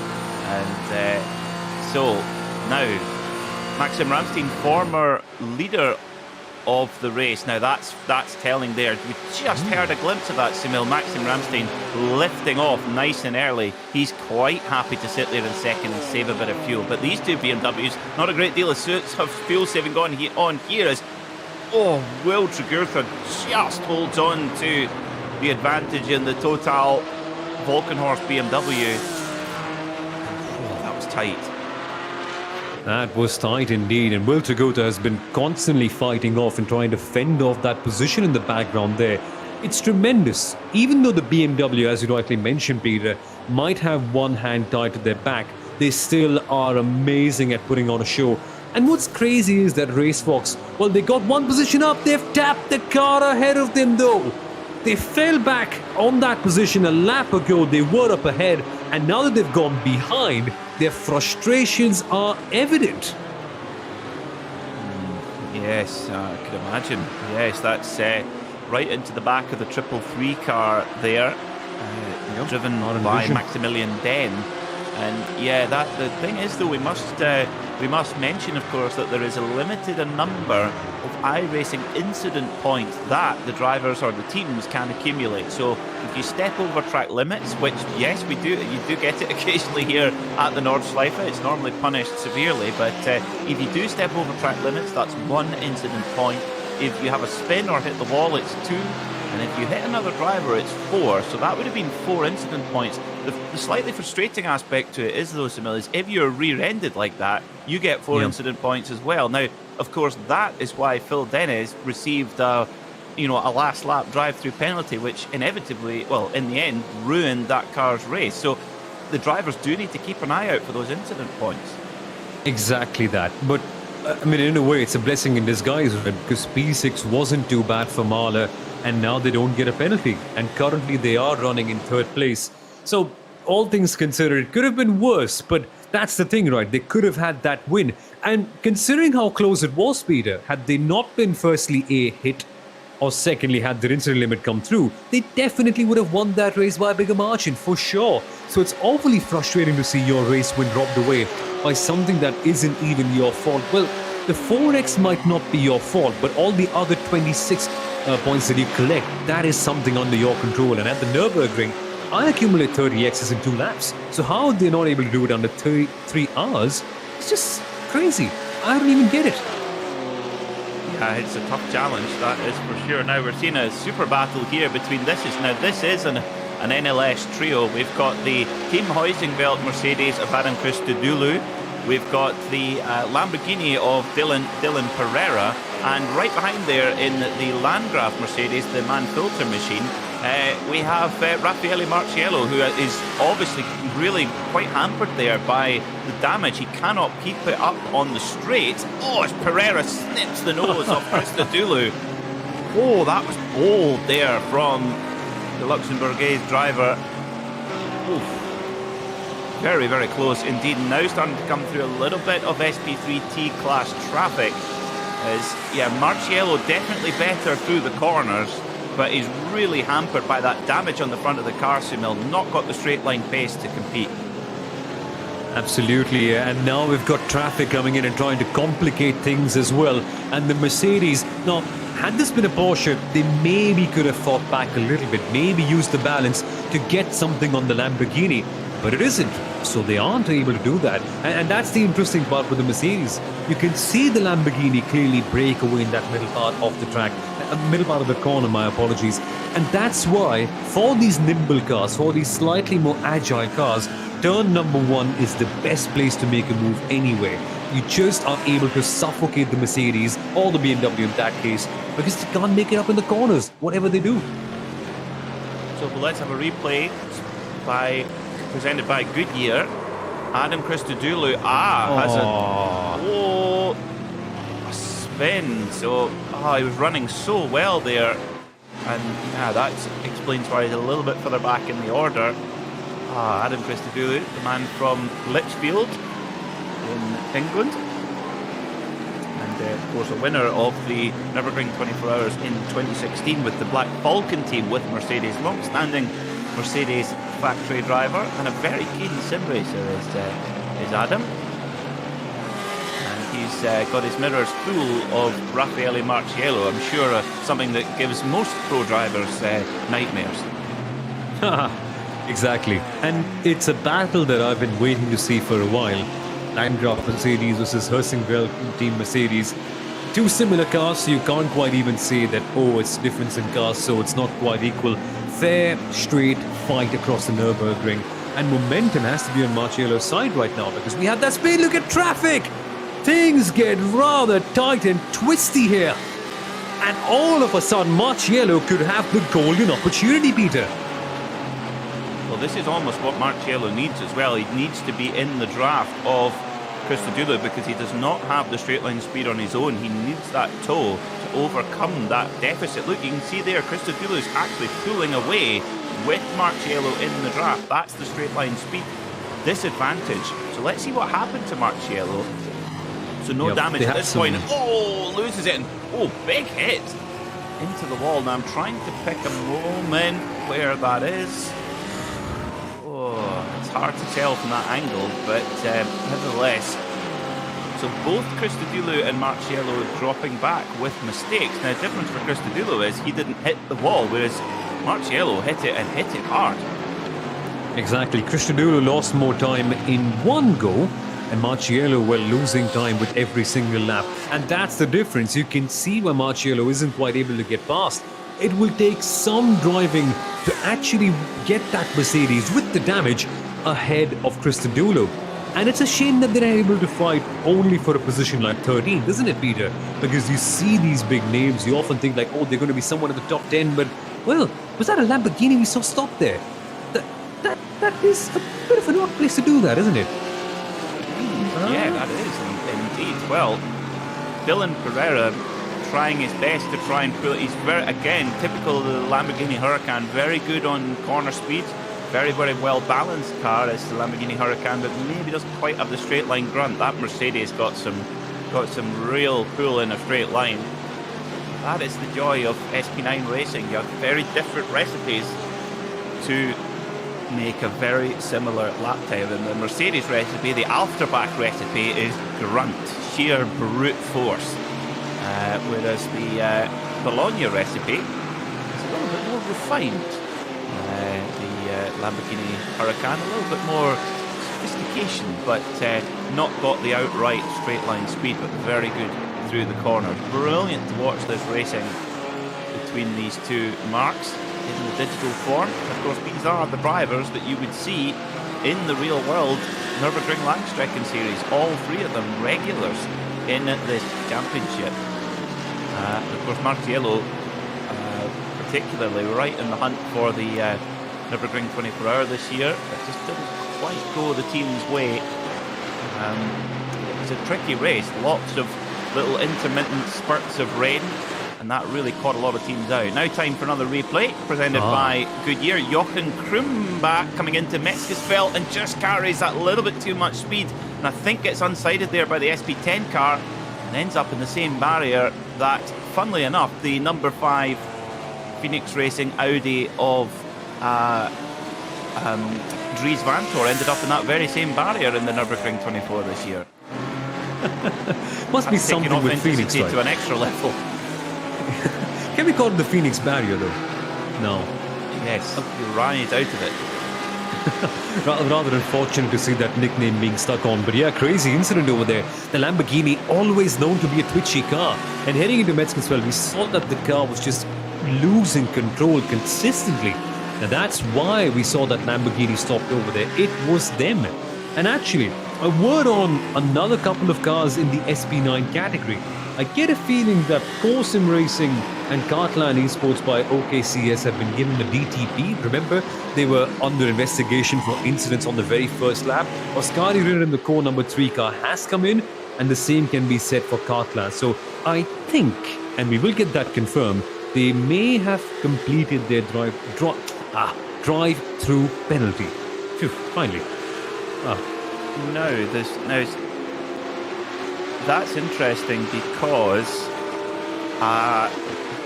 Thomas Preining has not completed his 45 minutes continuous drive time. So Corsim Racing Porsche now being driven by Oskari Rinner, according to our timing screen. It's not that's not at the drive time. He's got to be at 45 minutes. So that means that later in the race, Thomas Preining is going to have to do another 45 minutes. Correct. That's a strange one there, I would say. Oh, no, hang on a moment. I might be slightly caught out by that one. So it may not be a drive-through. It's actually a normal stop, but they also have taken their success penalty at the same time, which is why they dropped down so much more. Remember, they had to do it considering they finished in third. So that's why the timing looks slightly longer. So my apologies for that one. But yes, they've changed drivers as well. But they are banking on a driver change towards the end, though. So Thomas will be coming in. So, I don't know, strategic? Not sure.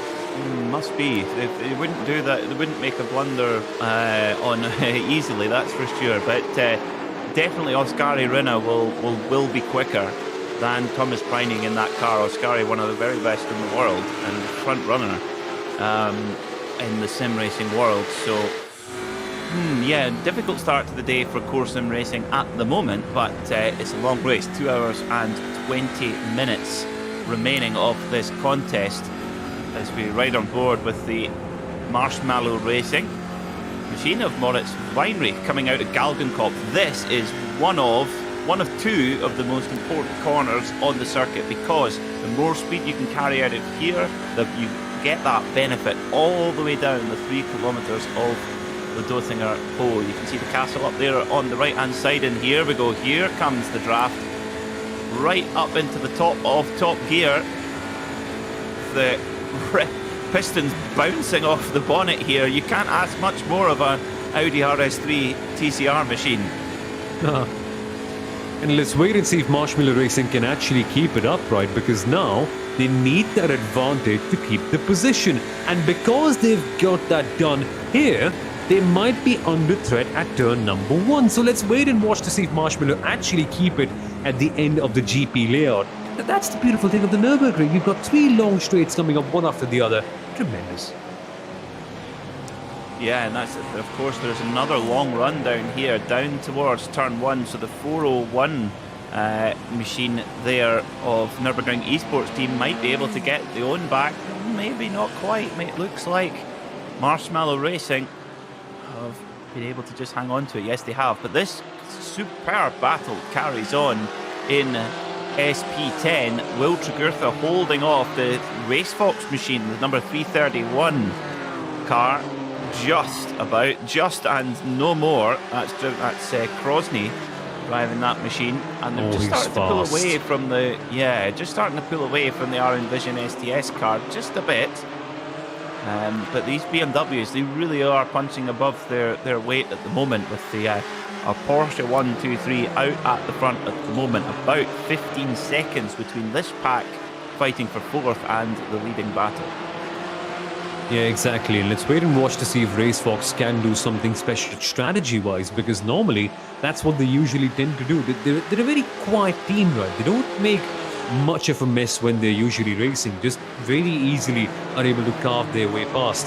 And that is something that they'll have to do, well, quite opposite to their style here, because against the BMW, you clearly have to go bombastic and use your advantage on the corners. And unfortunately for them, most of the corners here are rather tight.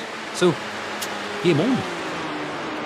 Game on indeed, yes. So at the front, Lauren Heinrich leads now by 4.7 seconds, pulling the gap out from Sami Matti Trojan in the Walkenhorst BMW, a 7:49.6 last time by for Lauren Heinrich. A very impressive lap time indeed. Phil Dennis sits in third position, just starting to pull away to the tune of about 2 seconds from the Mercedes Team Windward car of Norbert Kiss.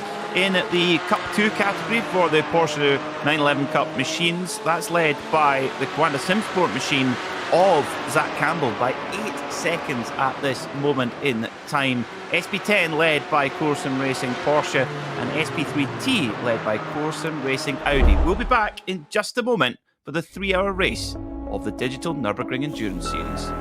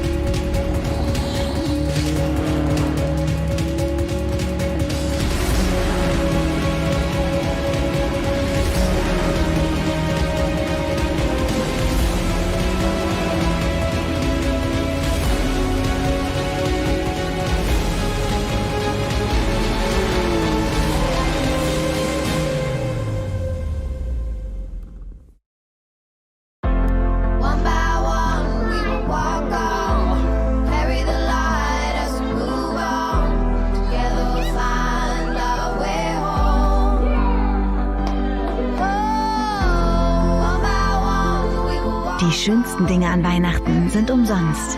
Deshalb schenken wir euch die ersten 6 Monate den Tarifpreis für Internet, Mobilfunk und TV. Jetzt in allen Vodafone-Shops und auf vodafone.de. Together we can.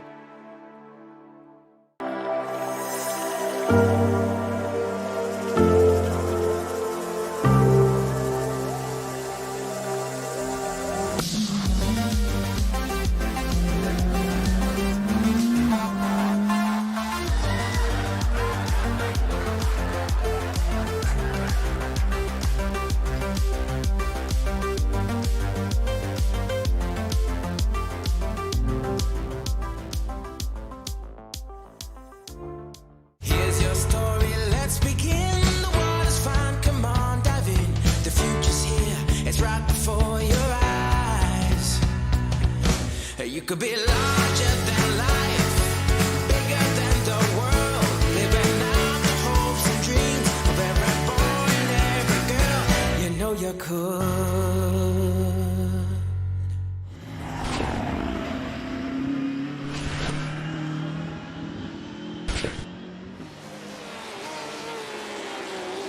Welcome back to the NIMEX 3-hour race of the Digital Nürburgring Endurance Series presented by Goodyear. And right on cue, Lauren Heinrich brings in the leading Coanda SimSport Porsche 911 GT3R into pit lane from a pretty handy lead indeed. Now, will he hand over to Josh Rogers now or later on in the race? We shall see in just a moment. There's Sami-Matti Trojan right behind, a very strong stint from him in the Volkenhorst BMW. Heinrich hits his marks and indeed does the driver change. So Joshua Rogers, the double Porsche Tag Heuer Esports Super Cup champion, will get on board that machine. And most of the SP9 cars coming in to take their pit stops at the moment, Simil. Right on cue, Peter. Exactly as we expected. So 6 lap stints for everybody, as is always going to be the case in the SP9. So perfectly normal, perfectly fine. I don't think we're going to see much of a change in terms of strategy in SP9. So it largely becomes a straight fight. And a question of which drivers can deliver when. Because remember, in the last race, Team HRT were able to bring out 3 different drivers in relation to Marlowe's 2. And Danny Giosa eventually, in the end, was the one that made the difference and was able to be so calm and so composed that he got the win for his team eventually. So watch out on that, because so many teams are actually opting out for a different approach in terms of their drivers. But a word on Coanda, a word on what Lauren Heinrich has done so far. It's interesting, Peter, in the last race, when we came to the first pit stops, the HRT team had a gap of 6 seconds. Heinrich here, 5.5 heading into the pit stops. I can't say he's done a bad job though, has he? He's just been tremendous.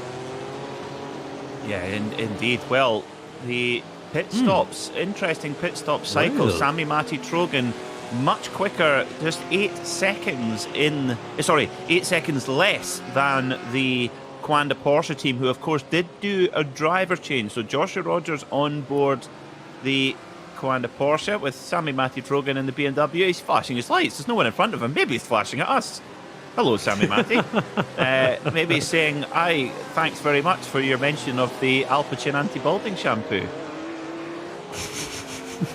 Maybe. And of course, running the 34, that has got to be one of the most evocative numbers I love racing numbers. Of course, it's a number that's been run by Volkenhorst for so many years. But of course, I'm a motorcycle guy, and that's the same number was run by the legend that is Kevin Schwantz. That's Kevin 34. As soon as I see 34, I think Kevin Schwantz. Something with the number, isn't it? There's 34 Kevin Schwantz, there's 88 Dale Earnhardt Jr. We turned right over here, that's something, but I think Dale Jr. was pretty handy at road courses as well. Which other famous number have we got here today? Has 91 been used by anyone? Yes, Malaracci, that's a Works Porsche number. That's the number 91. 91, 92 and 93, Porsche. Yeah, exactly. Yeah. What else have we got? We've got the 44 Porsche. That's a old flying lizard number. Nobody talks about 44 or 33 here today. Not one bit. I've done it again. Oops. Oops. 5. Oh, of course, Phoenix, number 5. Yes. They own number 5, definitely. So, yeah, we've got an 8. Of course, I wonder, Coanda, it's interesting. They've got 88 and 8, which, of course, 8 is very, very lucky in Chinese culture. So, I wonder if there's a connection there. Maybe it's a sign. Maybe they're teasing us. Who knows? Maybe.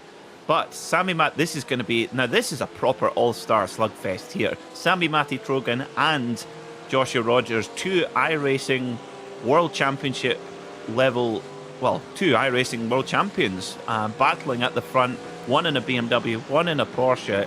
Sami-Matti, of course, the difference, Sami-Matti does have real-world experience of the Nordschleife specifically, whereas Josh Rogers, although very, very handy in karting, a former state karting champion in his home country of Australia, very much the sim specialist and one of the top sim racers in the world, if not the top sim racer in the world at this moment in time. Yeah, exactly. And Rogers, one of those big superstars, isn't he, of the world of sim racing nowadays? When you think of, top sim racing drivers, you maybe end up thinking Rogers, Job, and another name that comes to mind is Beneke. These 3 guys have always been always up there, and these are the names you instantly recognize. Him up against Sami Trogan is a battle I didn't know I wanted until I actually got it. But there's one defining factor to it. Coanda have taken 2 tires in this stint, whereas Walkenhorst have actually not quite done that. So maybe Coanda are going to have the advantage in that sense that their tires and the rubber is going to be slightly faster. And maybe that's where they could have the edge over Walkenhorst, who, well, are double stinting, which eventually everyone does. But to do it at the start, let's see if that gamble pays off. If I remember correctly, Peter, didn't in the last race, didn't Mahler take tires early on? I'll just confirm on that. I've made note of it. Let's yes, I think it was the Mercedes that took rear tires. I think it was. Yes, I think we were debating if it was 2 or 4. I was watching that back earlier on as well, a couple of days ago as well. So yes, it's that strategy is very, very important, and it does seem that Rogers, interestingly, on the Nordschleife particularly, really getting into the groove and pulling in the BMW of Sami Trogan. However, getting up to the back of Sami Trogan will be one thing, but getting by with the straight line speed deficit that the Porsche has will be tricky. But in this section, this is Porsche country. This right on the climb up towards Hohe and then down through Wipperman, down towards Esbach. It's fast flowing corners. This is Porsche country. Absolutely, and now that gap comes down, and now you see the tires coming in handy with the Porsche. And let's wait and watch actually, because, you know, as the car eventually gets lighter with the fuel load, that Porsche can become rather nandy-dandy, plus with fresher tires. So let's wait and watch if Joshua Rogers can do something special here. And let's be honest, it's Joshua Rogers. You will see something special happening with him. But Sami Trogan, as you mentioned, Peter, bringing the real-world experience, and honestly, that's the thing you might end up needing, right? Just a little bit cleverness, and that is something that can work out in your favor in most places. Yeah, no question about it. Well, at the front of the field, what a performance this has been so far from young Zach Campbell from Atlanta, Georgia, right up the front by 12.5 seconds now, the gap from Campbell back to his nearest competitor. Still waiting on the first stop for the 992 Cup machines. They've got a slightly bigger fuel tank to the SP9 cars, and actually we saw this last time out, Smil, the winner, the Asher Racing car, actually finishing on the lead lap with the SP9 cars.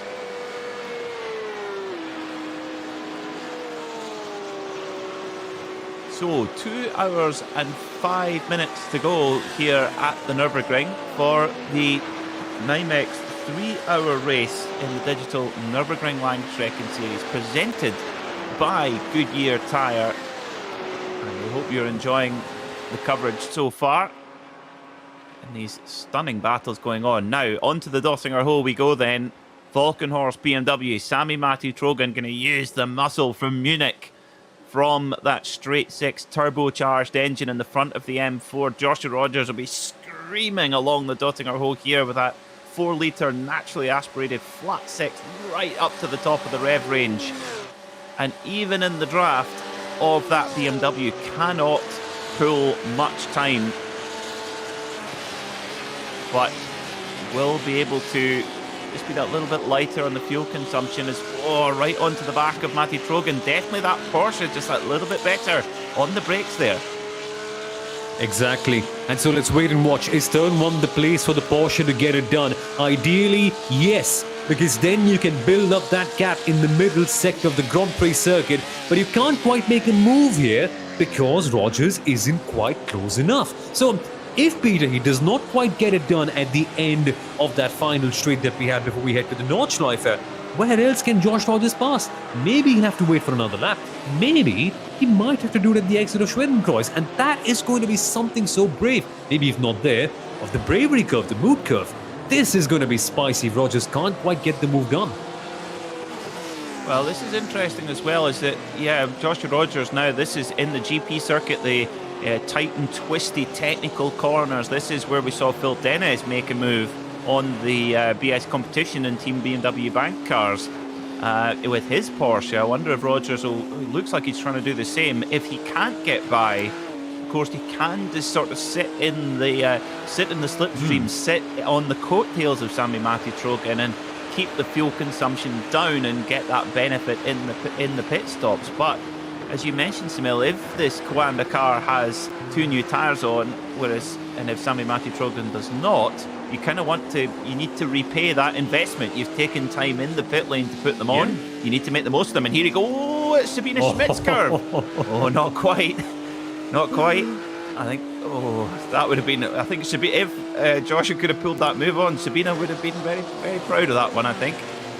You read my mind, Peter. I was about to say the exact same thing. And now look at traffic. Oh my God, the BMW being hampered by its cousins. And Rogers is going side by side, but they touch. The worst possible outcome, Peter. The worst possible outcome. Well, it would be interesting to get a Goodyear replay of that, because that seemed quite a low percentage move there. It just seemed a little bit on the desperate side from Joshua Rogers. We'll get another look at it, but wow, that changes the complexion of this motor race completely. And look at the damage on the back of that car. There's a little bit on the rear wing there, and that is going to hamper the speed of that 88 Coanda Porsche. So Sami Matti-Trogen carries on. It looks like he is relatively unscathed from that incident. Well, I'm sure we will have a replay of that in just a moment. Samil, what do you think? The perils of traffic at the Nürburgring, Peter, and I think Rogers sensed an opportunity right there. Of course he did. But was it a bit too optimistic? Was it a bit too brave, I suppose? Because in hindsight, it clearly was, but the gap was fading over there. And that's something that Josh Rogers does, right? If Rogers doesn't make moves like that one, he won't quite be Josh Rogers, because it's his aggression that wins him the races. So it was characteristic, but just really unfortunate that it didn't quite get to work out. And I was initially wondering, maybe the traffic hinders the BMW. Maybe Walk and Horse would be the ones being compromised. And Rogers certainly tried to make it that way, but I don't know. It's really changed the complexion. And now look at it. We're across, 10, 12 corners later, and then we see the second place Mahler car coming along. So Walk and Horse, their investment has paid off big time, and Ryan Barneveld in the Mahler car is 7.5 seconds behind Peter. My goodness, this Walk and Horse strategy has paid off, and I doubt it was Walk and Horse's mistake as well, so I don't think they'd be under investigation too, so win-win. Yeah, I'm sure we'll get another look at it, but wow, that's just really flipped the race on its head. And they're at Hoogeiken, just at the end of the Hatzenbach section, just coming onto the Kiddelbacher hole. Here we go then, replay presented by Goodyear. So Rogers is on the grass, and then I just don't think there was room.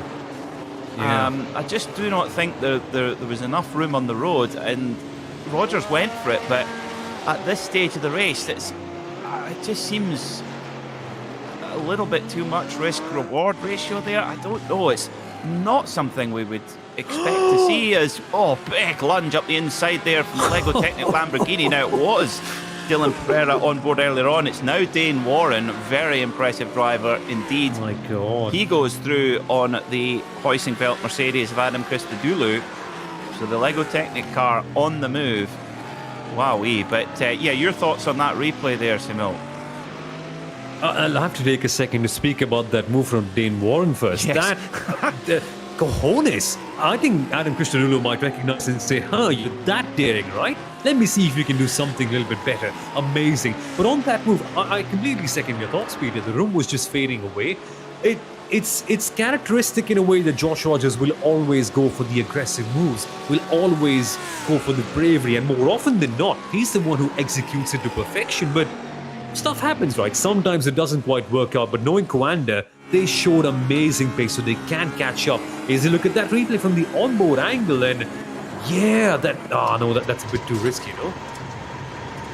Yeah, I think it was room was not there. I think Sami Matti-Trogen held his line. Nothing he could have done about that. And race is not over though by a long chalk. I think there's a lot of pace in that Coanda car, whether it be Joshua Rogers or Lauren Heinrich at the wheel. I think it's going to be fascinating to watch now, Sunil, what they can do from where they are.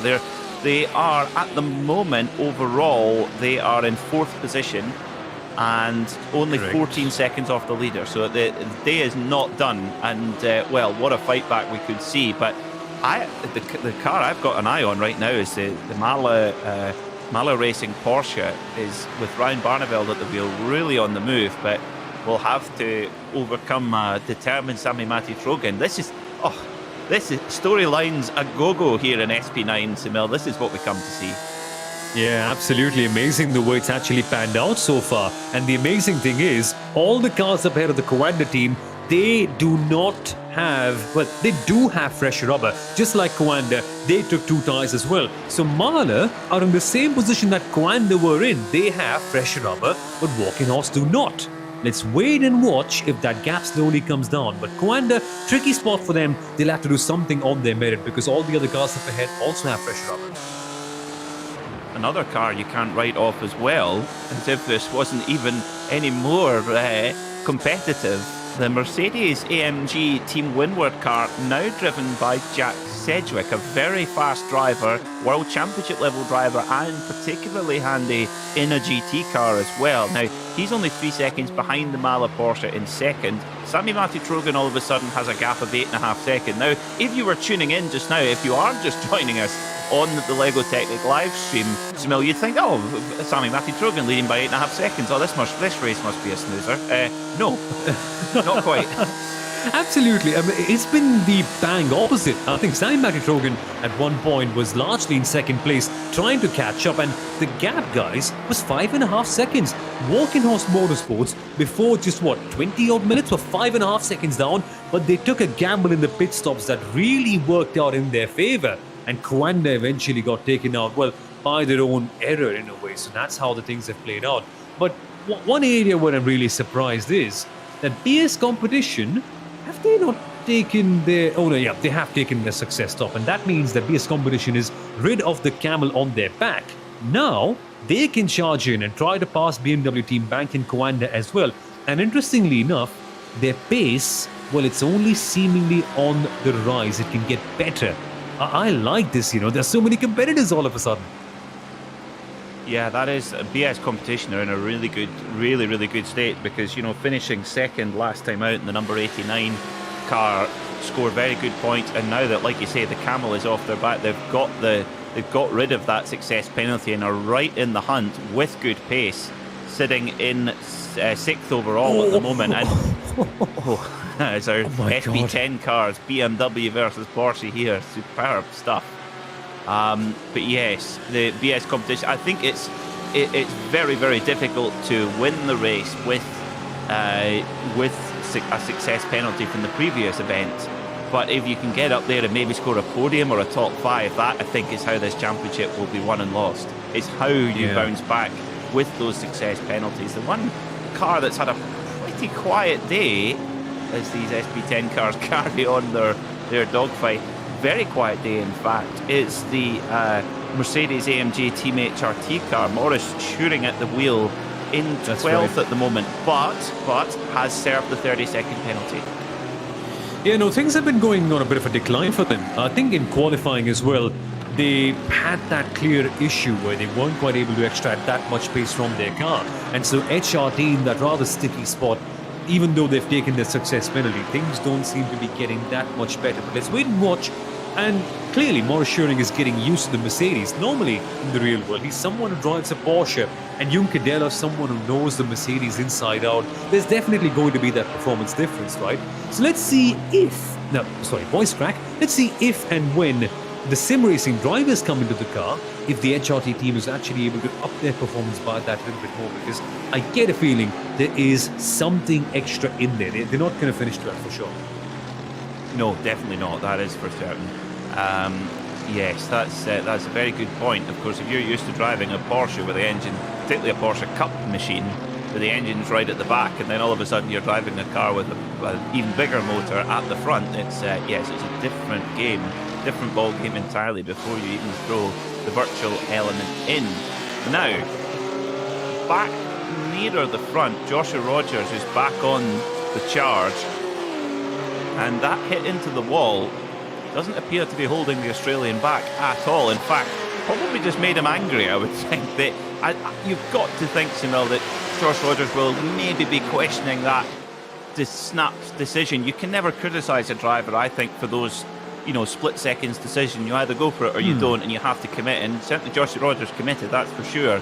Didn't take anyone else out in the process, of course, as well. But looking at this, Kai Koshube, one of the fastest sim racing drivers in the world, and he's pulling away. So obviously that car with Joshua Rogers on board, it's not too hampered after that clip with the wall. Exactly. At the end of the day, it's Joshua Rogers, right? I mean, it just reminds me of a certain Dutch driver in a race that happened last week in Saudi Arabia, Max Verstappen. If you don't quite go for things that make you who are you at the end of the day, right? And that's the thing with Joshua Rogers. You expect him to make those flashy, out of the gate moves that he often ends up doing so well. Again, sometimes it works, sometimes it doesn't. It's a way of life, right? And knowing Coanda, that's the bounce back ability, Peter, that you mentioned. They always have that bounce back ability, regardless of whatever car they're racing in, whatever discipline, or even for that matter, whatever simulator. Because these days, they've actually been pretty good at the Assetto Corsa Competizione game as well. So the way they're turning things around, they're actually turning it into a sim racing mega brand of sorts. Absolutely. Well, an update on SP3T. Leaders now coming into pit lane. Corsim Racing SP3T. Kieran Harrison hopping on board, taking over from Corentin Guinness. Low Grip Racing in second. They're in the pit lane too. Marshmallow Racing fourth and Valkyrie Esport Rookie in fifth. All coming into pit lane. However, the drivers that stopped a lap earlier will all be coming rushing through now as well. So all on the move in SP3T. And a little bit more of a difficult run for Team Hoisingveld, who appear to have just dropped off the scent of the leaders a little bit. So we could be in for a Corsim Racing victory here, quite possibly. So we'll see. Of course, they missed out in the opening round of the season. Of course, the Team Hoisingveld getting the win there over Corsim Racing, but the score might be getting equalised here, Sunil. Yeah, exactly. And after you consider how much of a bad day Corsim Racing have had in the SP9 category, how much of a bad day Corsim Racing have had in the SP10 category, to see something coming back their way in SP10 would actually be quite something.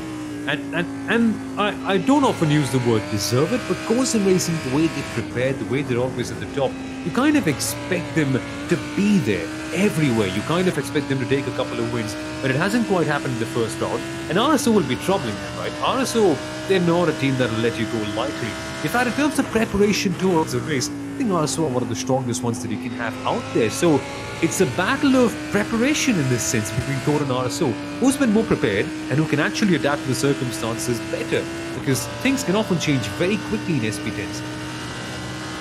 Yes, that's very true. And Corsim Racing definitely got, they're spread right across all of the categories, competitive machines in each. But a possible double victory on the cards in SP10 and SP3T would be mighty impressive. We're riding on board with Moritz Lohner, one of the standout drivers of the opening round of the season. Very quick driver indeed, very good in the Porsche Cup car as well. But on the Lamborghini today for Dora Esports, up through towards Klostertal, and then turning right here up the hill towards, well, the most famous corner on the Nürburgring, and therefore probably the most famous corner in the world, the Caracciola Carousel, named after Rudolf Caracciola, who won the first car race here at the Nürburgring in a compressor Mercedes all the way back in 1927, the 19th of June 1927, and he remains immortal through the Caracciola Carousel.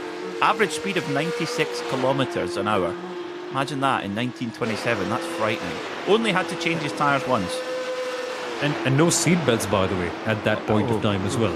And, Yes. and they were actually pretty No well proper exposed. helmet. No proper helmet as well. It wasn't quite like driving a car, right? In 1927, it was more like riding a horse. And so a 96 mile per hour horse at the Nürburgring, No, that's not something I would like to do ever. That's too frightening for me. But actually, in the 1930s as well, Caracciola had so many great duels with the likes of Nuvolari and all the others in the prehistoric Grand Prix championships that we used to have right here. And he was, amazing with the Mercedes team back in the day. The way they used to actually handle those rear engine cars was just something else. Not Mercedes. Mercedes didn't have rear engine. Auto Union, in fact, the previous form of Audi, they were the ones who actually used to have, believe it or not, in the 1930s, rear engine race cars at the Nurburgring. Can you imagine how frightening that must be? Without, of course, the Armco barriers or something like that. Different league, and of course not the same level of race spec tarmac that we have today either. Exactly. Yeah, different level of scary. But you can see Daniel Muth here on the top left-hand side of your screen. You're thinking, what on earth is that on his head? That is a virtual reality headset. So that puts him right in the action of this, right in the cockpit of this Deutsche Payment Porsche Cup 2 machine.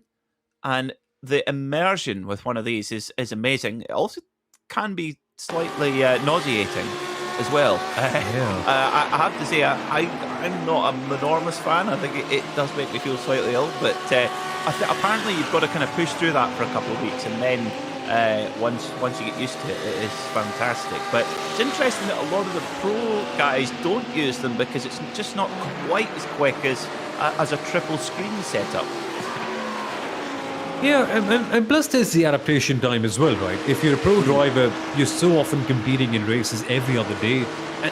And these are races where your livelihood is basically dependent on. So would you actually take the investment of trying to spend a couple of weeks? Well, speaking of, there's a car spun around. That has to be one of the TUV Rhineland cars, no? It's number 40, yes. The ERC powered by FSP. Yep, that's Mark. Yeah. Raced in the Nürburgring 24 and the NLS in BMW Cup cars, and so he'll know the peril of, I think that's at Moot Curve. It looked like it, and he'll know the potential perils of trying to get a car turned around under a live racetrack. It's not easy, but what is easy is to lose it at Moot Curve. That's why it's such a scary corner. But a little bit further down the order here, Moritz Lohner and Jochen Krumbach for Lamborghini. It's Dor Esports. It's kind of been a story of what could have been for this team so far, Smil. Of course, they were running so well in race one, but just had a little incident which held them back a little bit. But with Moritz Lohner on board, they'll try and get some more points on the board, but it's just not quite gone their way. Yeah, it's a bit of a shame, right? Because Dor Esports, you nailed it on the head. What could have been at the first race that we had right here in the opening DNLS round, Dor Esports were tremendous. In fact, we thought that they were the ones being hit by BS competition actually in one of the corners. So it eventually was under further inspection that we found out that Dor Esports lost it on their own, which means that they lost the potential podium in the first race on their own accord, which is really a bit of a shame because they were one of the fastest teams. And right now is what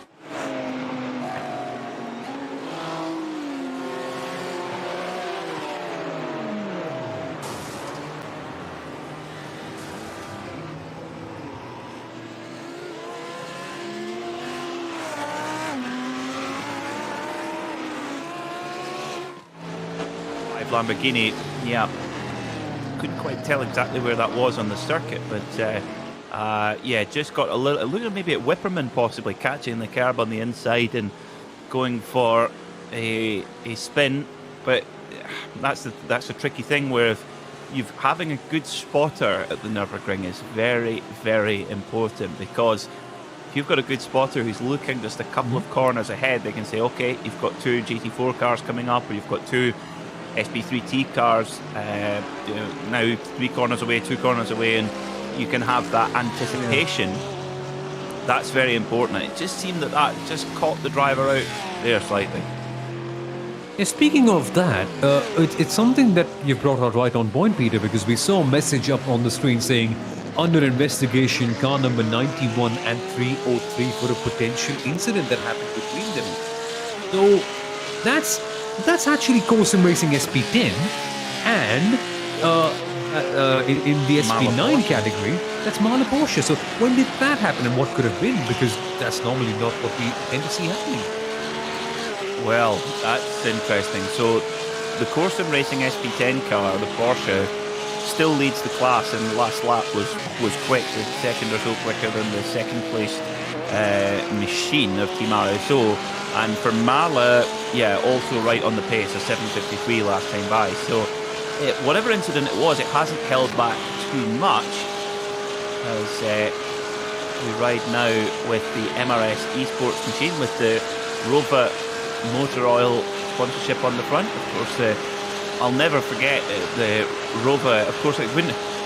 Classic how it's a motor oil company. The finale of the Spa 24-hour last year, when the Rova Porsche team won just at the last moment with oil absolutely gushing out the gearbox. But Rova motor oil must be good, because the car kept going just about to get to the finish line. And of course, Rova, with their BMW winning the Nürburgring 24-hour in 2020 as well. And there is our SP10 leader. Now, it doesn't appear to be any damage on that SP10 Course and Racing Porsche there, Sunil. So whatever the incident was, it was minor.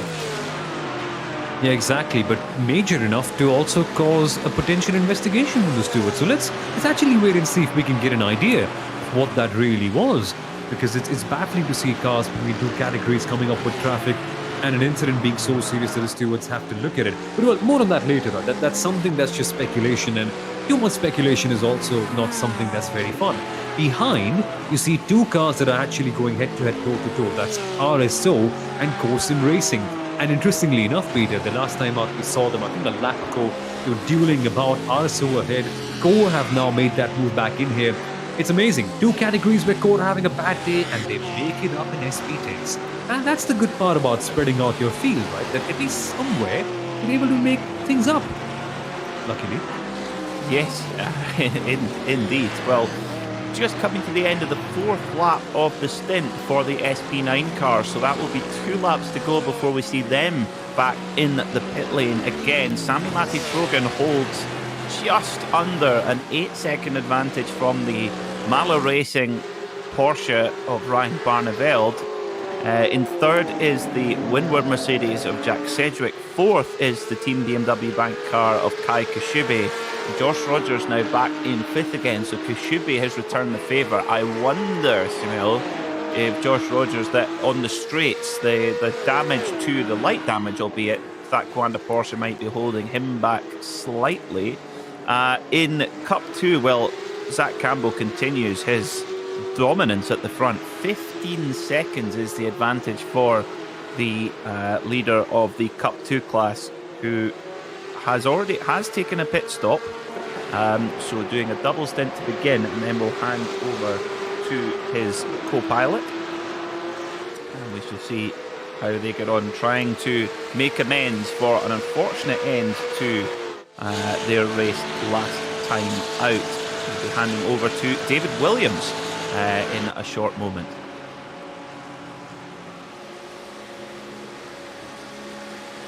So, an hour and 40 minutes to go here at the Nürburgring for the NIMEX 3-hour race, part of the Digital Nürburgring Langstrecken Series, presented by Goodyear Tyre. I hope you're enjoying the action here on the Lego Technic live stream, as here Pascal Stix having to hold off Niels Carstensen here as they go into the Tiergarten, Simil.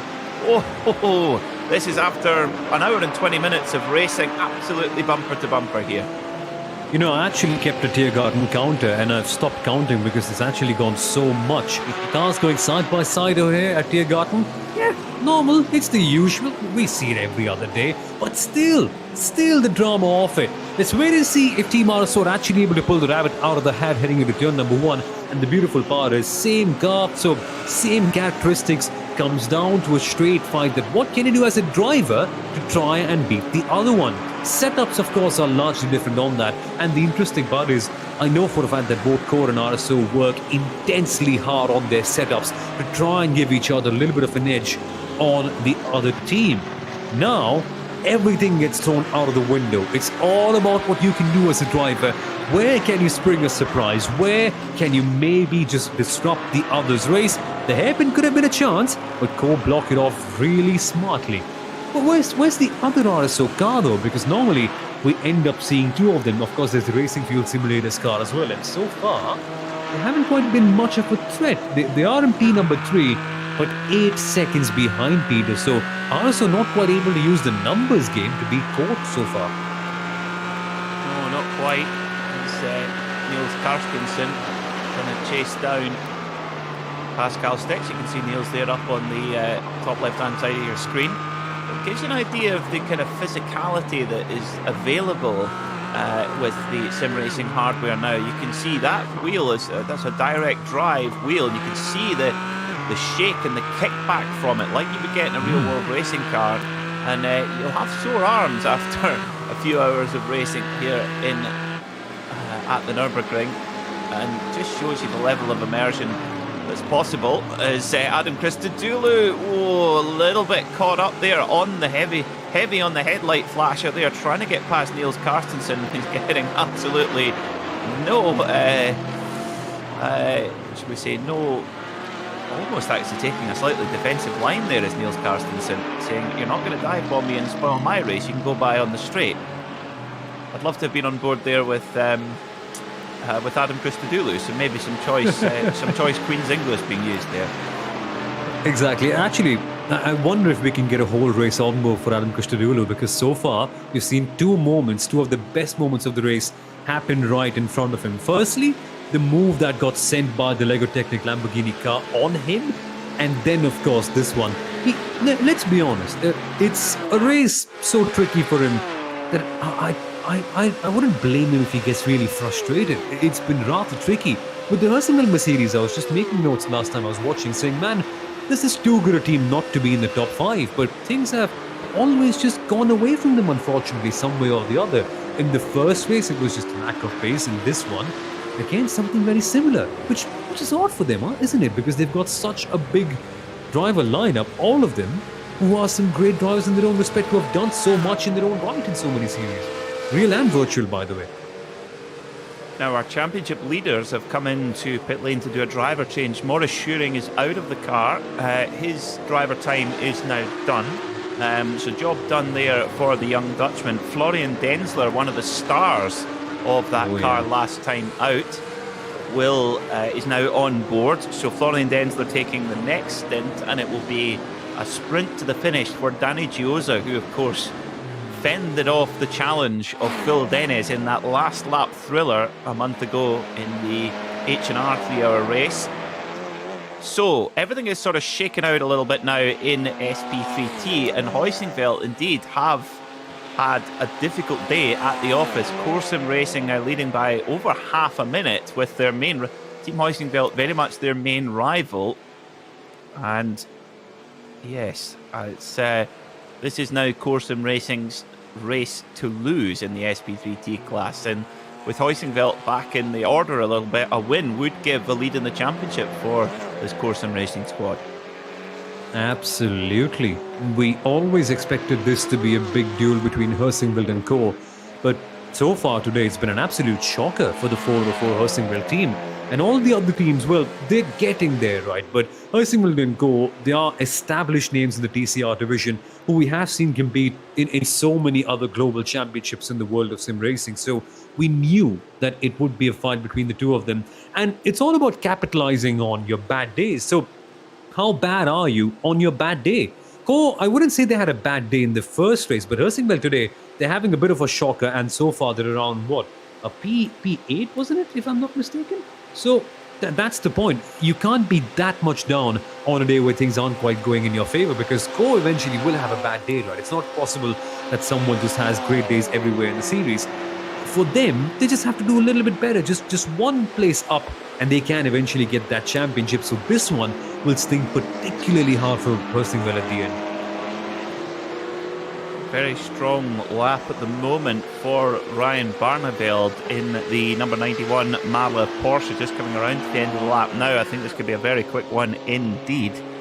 Last lap around, get this, the Volkenhorst BMW, the leader, Sami-Matti Trojan, was 37 thousandths of a second faster than Ryan Barneveld. 37 thousandths, that's just a whisker of time over 25 kilometres. Just incredible how tight it is at the front. And you have to say that, Sunil, that Sami-Matti on those old tyres, those tyres are now pretty much 90 minutes old.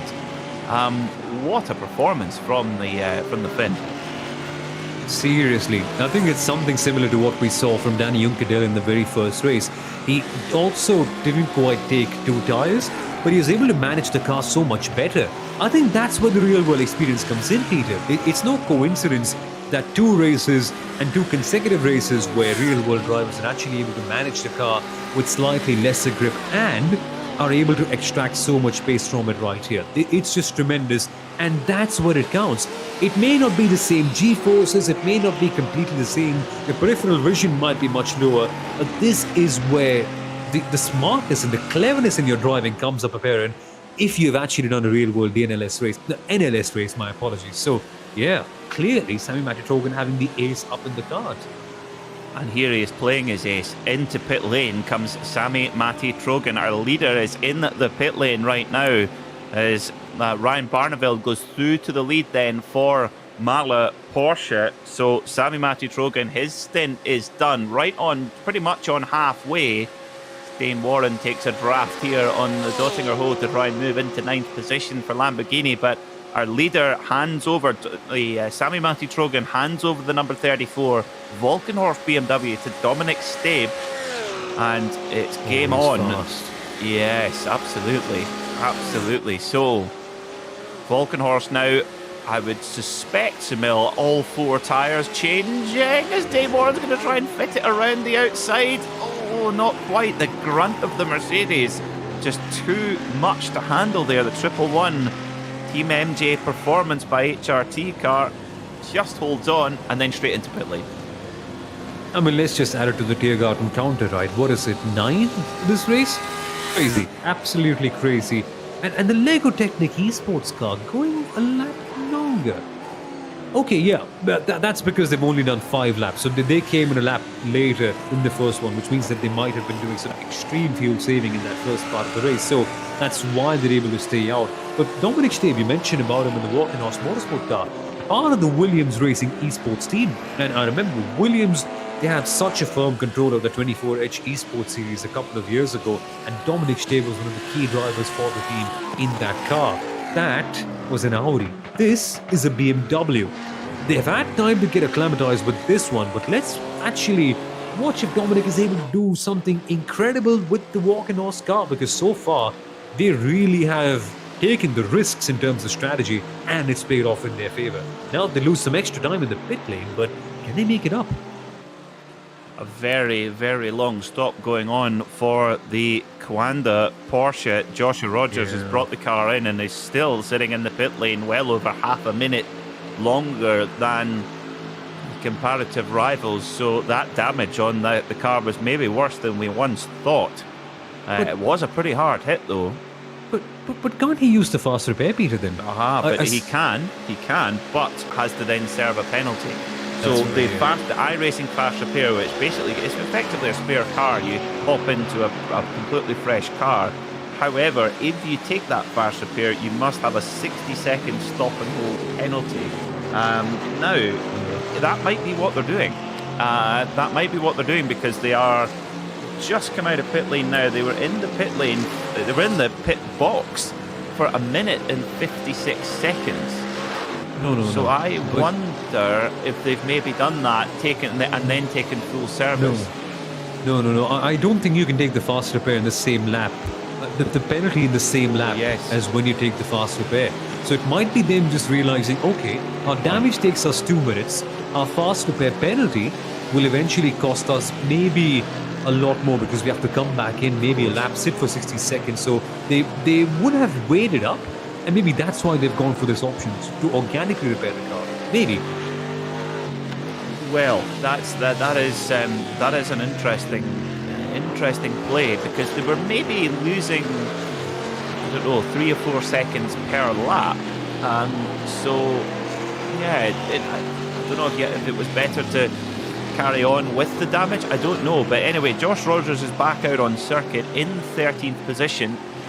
So I would imagine he'll have one more stint and then hand back to Lauren Heinrich for the run to the finish. As the course and racing Porsche side to side here with the Landgraf Mercedes. Driven by Lucy Treffs. So Rafael Marciello out the car, and that's Oskari Rinner, who's an absolute demon. Treffs shuts the door hard into Sabina Schmidt's curve. And Oskari Rinner just trying to make the best out of a difficult day for that squad. Pick your winner, ladies and gentlemen. Pick your winner. This is just turning out to be an absolutely stunning battle. Choose a superlative as well, maybe. I don't know. Choose whatever works for you. Because this is a battle that's actually going to continue for far longer. Meanwhile, Core, well, they've got past RSO and are now actually in this bit of a train where Digital Esports are closing in behind them. And I don't want to see traffic holding up and maybe creating a bit of an issue with the SP9s again, because after what happened with Coanda, you get a bad feeling every time you see that happen, right? It's a bit of a scary one.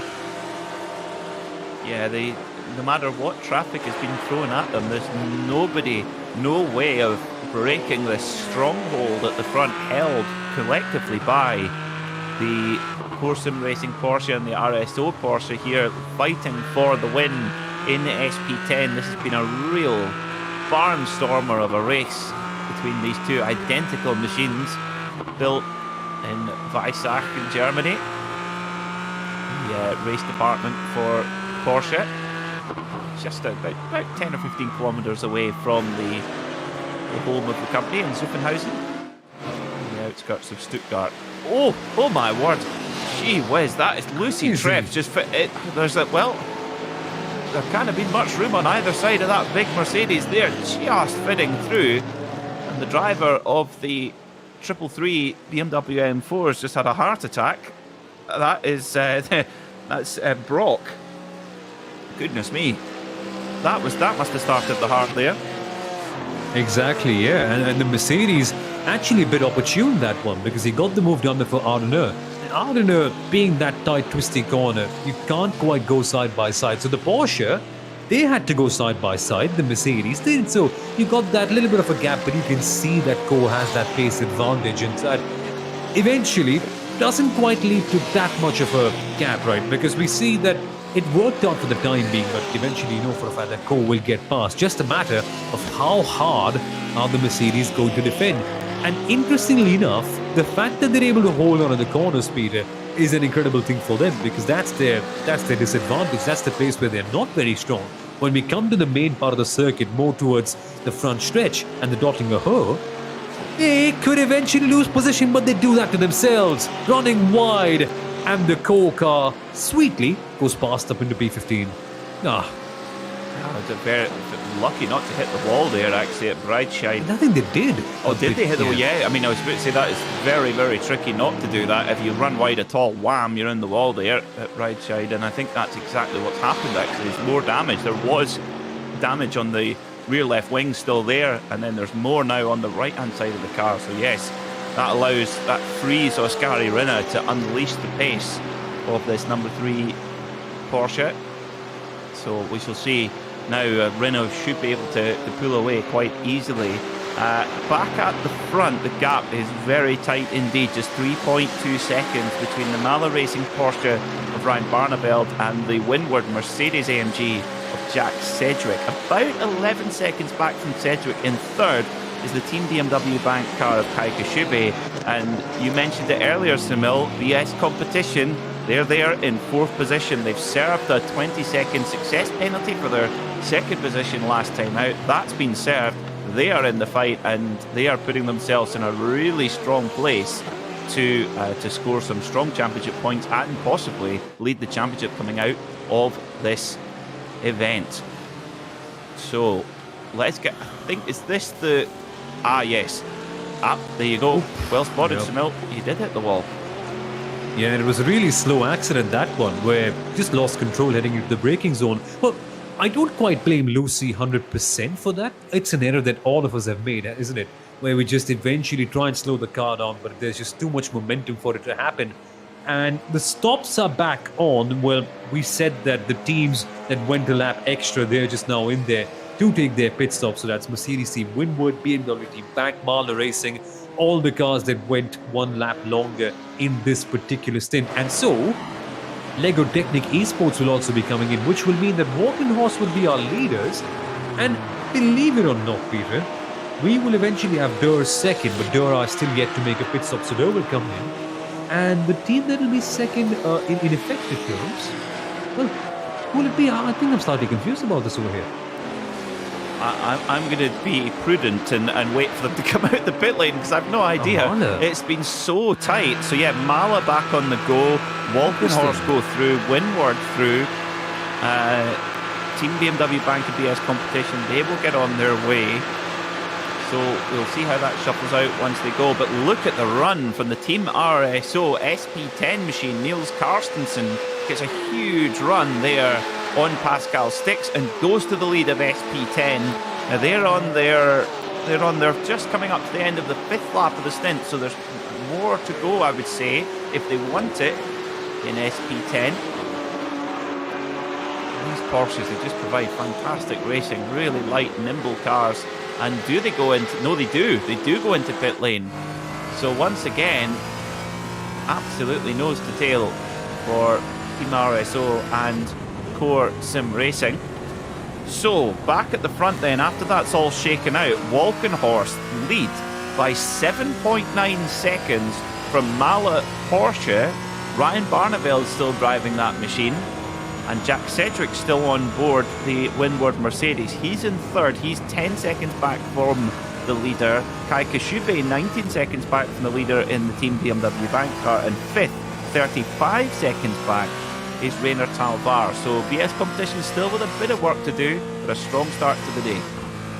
Yeah, Rainer Talvar is actually lapping just about as quickly. In fact, Rainer Talvar is going faster than the leader.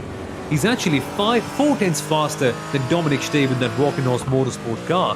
And currently, I suppose in the SP9s, the fastest car is Jack Sedgwick. He's clocked in a 7 minute 56.519 and wowee. In fact, he's actually just been beaten by Ryan Barneveld. Wow, these lap times are tremendous. They're all just coming in so quickly, and they're all changing in so quickly. Ryan Barneveld in that Porsche has just gone in there and absolutely smashed it. 3 seconds faster than our leader, 7 minute 55. That gap is closing down, and Marler are hungry, fresh for blood. This time though, all the cars taking 4 tires, so there's no changing in strategy. They're all totally fair, totally equal. So it comes up on merit, and it comes up on what you can do. Man, this will be a fun little fight going on right now. And who's your bets on, Peter? I think the way Marler are catching up right now, it'll be inevitable that they even end up fighting with Walkenhorst, which is something that we've been predicting for the last hour, essentially. Interesting one. The Coanda Sim Sport number 88 car, Josh Rogers, has just come back into pit lane to do. I think I think they did take the fast repair, and I've had to do a stop and go penalty because they stopped for a minute and 1 second on that extra stop. Yes, so the disaster continues for Coanda Sim Racing. Core Sim Racing, Oskari Rina has handed back over to Thomas Preining. So there's a lot of big names quite far down the order. Team HRT are in 17th. Coanda in 14th, Core in 15th. There's some big scalps lying right down the bottom of the order in SP9. Yeah, absolutely. So many big teams just not able to make their day work out. There's Goodyear Esports and Moritz Lohner. Moritz Lohner is one of the top drivers in all of sim racing, and to see him in P number 11 just feels, I don't know, it feels very odd. It just feels not normal. And that's the thing right now. You're seeing the likes of Moritz Lohner, Josh Rogers, Thomas Preining, drivers like that in positions like 11, 13, 14. It doesn't make the best of sense. And if anyone just walks in right now and tunes into the stream and realizes, oh my god, this is happening right now, I suppose that reaction will be worth recording. It'll be quite something. Yes, indeed. Well, an hour and 18 minutes to go in this motor race. Plenty to go. Still pit stops for all runners to go. And in Cup 2, well, I have to say my driver of the day, Zach Campbell, has just been imperious at the front. Now 24 seconds ahead of his nearest competitor in Cup 2. Proving just why the Coanda Simsport team decided to acquire his services after a stint with the Apex Racing team and Team Brahal led in Lanigan. Coanda, I think whatever they've had to do to get young Zach on board, that's paying off right now. Yeah, it's quite a lineup that they've got in here with them. And Zach Campbell, he's had such a good record in the world of sim racing as well. In fact, this year in the Porsche Esports Super Cup, P3 and P4 in Montreal, he just showed that he can do it in the sprint format and in the endurance one as well, Peter. I don't think it makes a difference if the stints are longer. He is just acing it all the way through. That he is. That he certainly is, and looking to make amends for what was a really unfortunate end to a similar performance last time out, just being involved in another driver's incident. Nothing to do about it, and definitely putting that one right at the moment. So you're watching the NIMEX 3-hour race of the Digital Nürburgring Endurance Series presented by Goodyear. All the action here on the Lego Technic live stream at the moment. Well, Corsom Racing, Coanda lead in the Cup 2 category as we mentioned, but out the front in SP9 it's the Vulcan Horse number 34 BMW driven by Dominic Stabe, who leads by 6.3 seconds at the moment, but is being run down by the Mala Porsche of Ryan Barneveld. We'll be right back in just a moment. Do not go anywhere.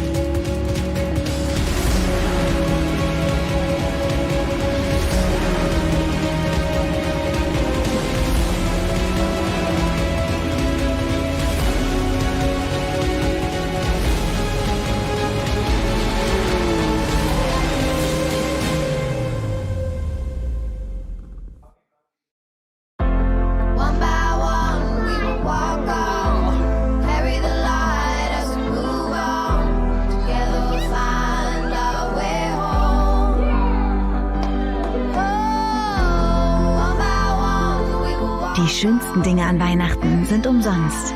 Deshalb schenken wir euch die ersten 6 Monate den Tarifpreis für Internet, Mobilfunk und TV. Jetzt in allen Vodafone-Shops und auf vodafone.de. Together we can.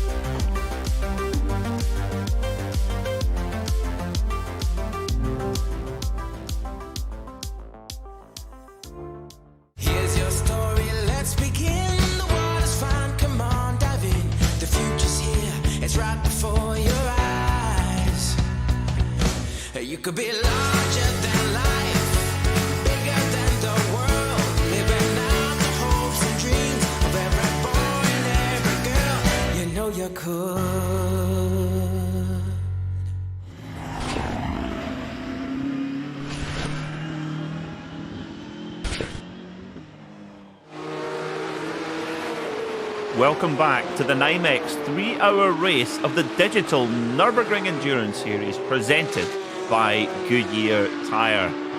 We have just a little bit over an hour to go in this thrilling encounter, the second round of the Digital Nürburgring Endurance Series. My name is Peter Mackay, and joining me in the commentary box here is Shamil Arora. And Shamil, we have a heck of a race on at the front, just 5.5 seconds now separating the Volkenhorst BMW, our leader, of Dominic Stabe, and the Mahler Racing Porsche of Ryan Barnabel. And the best part is 5.5 seconds, and that gap is getting smaller bit by bit by bit, lap by lap. And that's the amazing part. Volkenhorst versus Mahler. Jack Sidgwick is also clocking in some tremendous lap times again and again. So watch out for the Mercedes Esports team Windward car in P number 3 as well. They could have something special in the bag. And that, Peter, is just one category. We have a total of 4 of them. Well, yes, let's be honest, it might be a bit of a bigger gap in all the other categories, especially in the Cup 2 where Coanda are absolutely dominating it. But seriously, the battle in SP10s between Corsim Racing and RSO has been nothing short of tremendous. They're constantly swapping positions, constantly letting the other one not have an edge. And the fact of the matter is, they did that the last time out as well, and they will continue to do that for the next hour and 10 minutes. Maybe even more, in fact, hour and 18, right? Because they might have to take another lap. Better for us either way. Yeah, that is the thing. If you just force another lap, it is a whole nother 8 minutes of running, and sometimes longer for the other classes as well. So when the drivers come across the line, it's very important indeed. As Martin Asher Racing coming by there. Sorry, not Martin Asher. It's Asher Racing. Is Yirak is coming through there. Martin Asher started that car. So about 70 minutes to go here at the Nürburgring, and as we say, game on for outright honours. The leader in Cup 2, the Coanda Simsport Porsche of Zach Campbell, he has handed that car over to David Williams, who will take that machine to the finish. Whether he'll make it all the way to the finish, I don't think so. We'll need one quick splash and dash before the end, but I would suspect that will be David Williams into the finish after a super opening run for Zach Campbell. Absolutely flawless and in good position for a win. But as we know, anything can happen at the Nürburgring Nordschleife. In SP3T, well, it's very much the exclusive playground at the moment of Corsim Racing. Have an enormous advantage at the front. They are due a pit stop, mind you, but they have a very, very strong advantage indeed. Here is our leader on screen right now, the Alpecin anti-balding shampoo sponsored machine of Volkenhorst BMW, a staple, a stalwart team of racing at the Nürburgring. Henry Volkenhorst, the team owner, runs a fantastic outfit, Customer Motorsport, of all types of BMW, not just SP9 cars. They of course have the BMW Cup 2 machines, lots of them out there, the SP10s as well, the GT4 style cars. Every possible BMW, of course. Volkenhorst BMW, a very prominent dealership network in Germany. And quite the business he runs, this Henry. And it's got the right kind of. Although I seem to remember Henry Volkenhorst does have quite an impressive hairdo, so he doesn't need any of the Alpecin and shampoo. It's your dream day, isn't it, Peter? Volkenhorst leading comfortably as well. Alpecin, they just get the perfect marketing in this case, right? It's just perfect. Oh, I've just looked up Henry's hairstyle as well. Oh boy, that's beautiful. It's quite curly, I seem to remember. Yeah. Nice and it's nice and trimmed up. Like, very, what can I say? Very corporate executive. Yes. Kind of, Yes, I know exactly what you mean. Exactly what you mean. Well, at the moment, Henry's boy is doing the job. Dominic Stabe at the wheel after a super first run for Sami Matti-Trogen, and of course, we should mention, of course, that in the hands of Will Tregurtha, of course, in race 1, smell about a month ago, taken out by the windward Mercedes on lap 1 and had to fight their way back. But this has been a proper bounce back performance, and actually they did recover well in race 1 to gather some points for 6th position. But if they could get a win today, they could possibly vault themselves right up into the lead of the championship. I think that's the beauty of it, right? We've got so many teams that are so good in terms of their efficiency when they are undisturbed. But it's the Nürburgring, so you will be disturbed. There will be variables coming in that do absolutely wreck your preparation. And that's the way it always is. That's what racing should be like. It's not a lab experiment, right? But all the conditions are 100% equal, where your potential is equal to what you actually showcase on track. There has to be some variables that come out on track and surprise you. And today, course and racing have faced quite a few. In fact, the biggest one was the variable behind them, the RSO 397 car. But right now, they've done an excellent job of keeping them behind them. All things considered, Peter, this has turned out to be like the spot-on day for them. But it doesn't matter how many laps you lead in the race, it's just which one you lead. And so long as you lead in the last one, it's all okay. Similar to what we saw with HRT and Mahler. Well, Mahler, they picked the right lap to get ahead, but they eventually got passed by HRT. So RSO, even though they might be second, I don't think they're having a bad day. I think they'll be smiling from ear to ear because they might be the team that get the run from Nottingham right down to the exit. Who knows? Quite possibly. Yeah, quite possibly. Well, things have narrowed up a little bit in Cup 2. David Williams now on board the Coanda 208 car, the car that came in to the pit lane with an enormous lead. However, Asher Racing, driven by Marcus Jirak, have taken their second stop, but took a much shorter stop of to the tune of about 16 seconds. And here they go up through the Ketchichen towards Mutkar. This is for the class lead in Cup 2. David Williams versus Marcus Jirak, and David Williams just gives best, but David Williams taking a much longer stop last time out. I can only assume, Sunil, that that's Asher Racing taking a gamble on double stinting tyres. And they had to eventually, because the gap between them and Coanda was a bit too big. So they had to do something special, something to gain track position. In fact, I'll stick my head out and say that the race is not directly against Coanda right now. They're in fact fighting against the Team 75 Sima C car behind, because Coanda, when they came in, had such a huge gap. So on track they might be fighting, but eventually I suppose it may just level out if Coanda can get past. But I don't think it'll level out so easily, because David Williams and Coanda might just take it a bit more cautiously.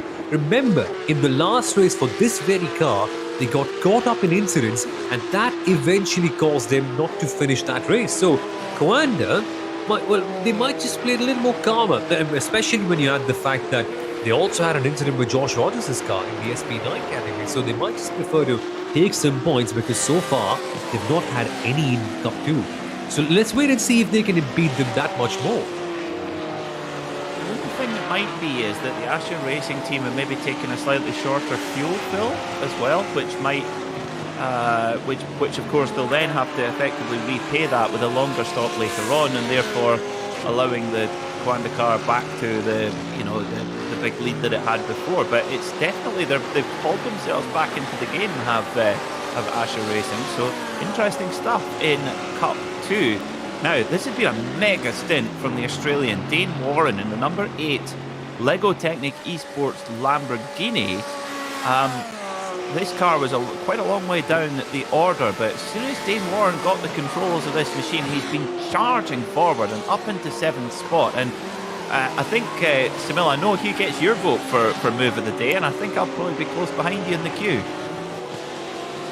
Yeah, exactly. Dane Warren has been tremendous. I think it's something with the second driver in the Lego Technic car, interestingly enough. Because in the last race as well, Peter, do you remember Charlie Collins in that second part of the race? He was on fire. And Lego Technic Esports were having, let's say, an okay day in the first part. It's just something that they just explode and just set alight the circuits towards the end. I don't know what it is. Maybe, I'll think of a theory, right? How can a Lego car go faster as... I'm thinking of a joke. How do you make a Lego car go? Slippier flooring. I don't know. Not sure. Give it more of a shove. something to that effect. Yeah, I think so. You think it's the Lego Technic, you've got brilliant detail, and you can, like you say, you can get the working suspension and working steering and things like that on a Lego Technic model, but you've got to do the sound effects yourself. But that's part of the fun. You've got to know how a Porsche is different from a Ferrari, and how a Ducati sounds different to a BMW. That's important to do that. Now, David Williams just deciding to stick in behind here and just happy to sit there, just lifting off the power much earlier there and thinking, you know what, we'll call your bluff here. This is a real game of chess at high speed here, because I think Coanda, yes, you can hear David Williams is just being nice and light on the throttle. He's thinking, I know that you've played your hand now, Mr. Urak and your Asher crew. I'll just let you take the lead here, and I'll just sit behind you and let you run that fuel tank out. Exactly, and that's smart from David Williams. I think all the years of sim racing experience, it shows, right? He's been around, he's done there. I think he's been sim racing for as long as I've been alive, essentially, around 15, 16. No, I'm not 15, 16, but I think I heard in an interview that he started around 2003, which is the year I was born in. So it shows that experience and that mentality of just waiting it out and playing the long game shows. He doesn't have to force this move. Eventually, when it nullifies, Coanda will be the team that gets ahead. It's just a matter of time. So drive in a way in which you don't lose as much time, I suppose. Yeah, just keeping it nice and neat and tidy at the moment is David Williams. So, just coming up to the final hour here on the Lego Technic live stream, broadcasting the NIMEX 3-hour race, part of the Digital Nürburgring Endurance Series, presented by Goodyear tyre. We hope you're enjoying the action, and buckle in because it is far from done. Dominic Stabe doing a super job to keep Mahler Racing Porsche's Ryan Barneveld at bay. That gap is still hovering around 5.9 seconds. And nothing to separate them on strategy at the moment. Now, you wonder, will Matti Trogan get back on board that car? Got about 2 laps left on the stint maximum for Dominic Stabe. 3 laps left possible on the stint for Ryan Barneveld. And you've got to think that Phil Dennis will be taking over from Ryan Barneveld at some point, but will Stabe hand back to Matti Trogan, who of course did 2 stints to begin with. Interesting, yeah.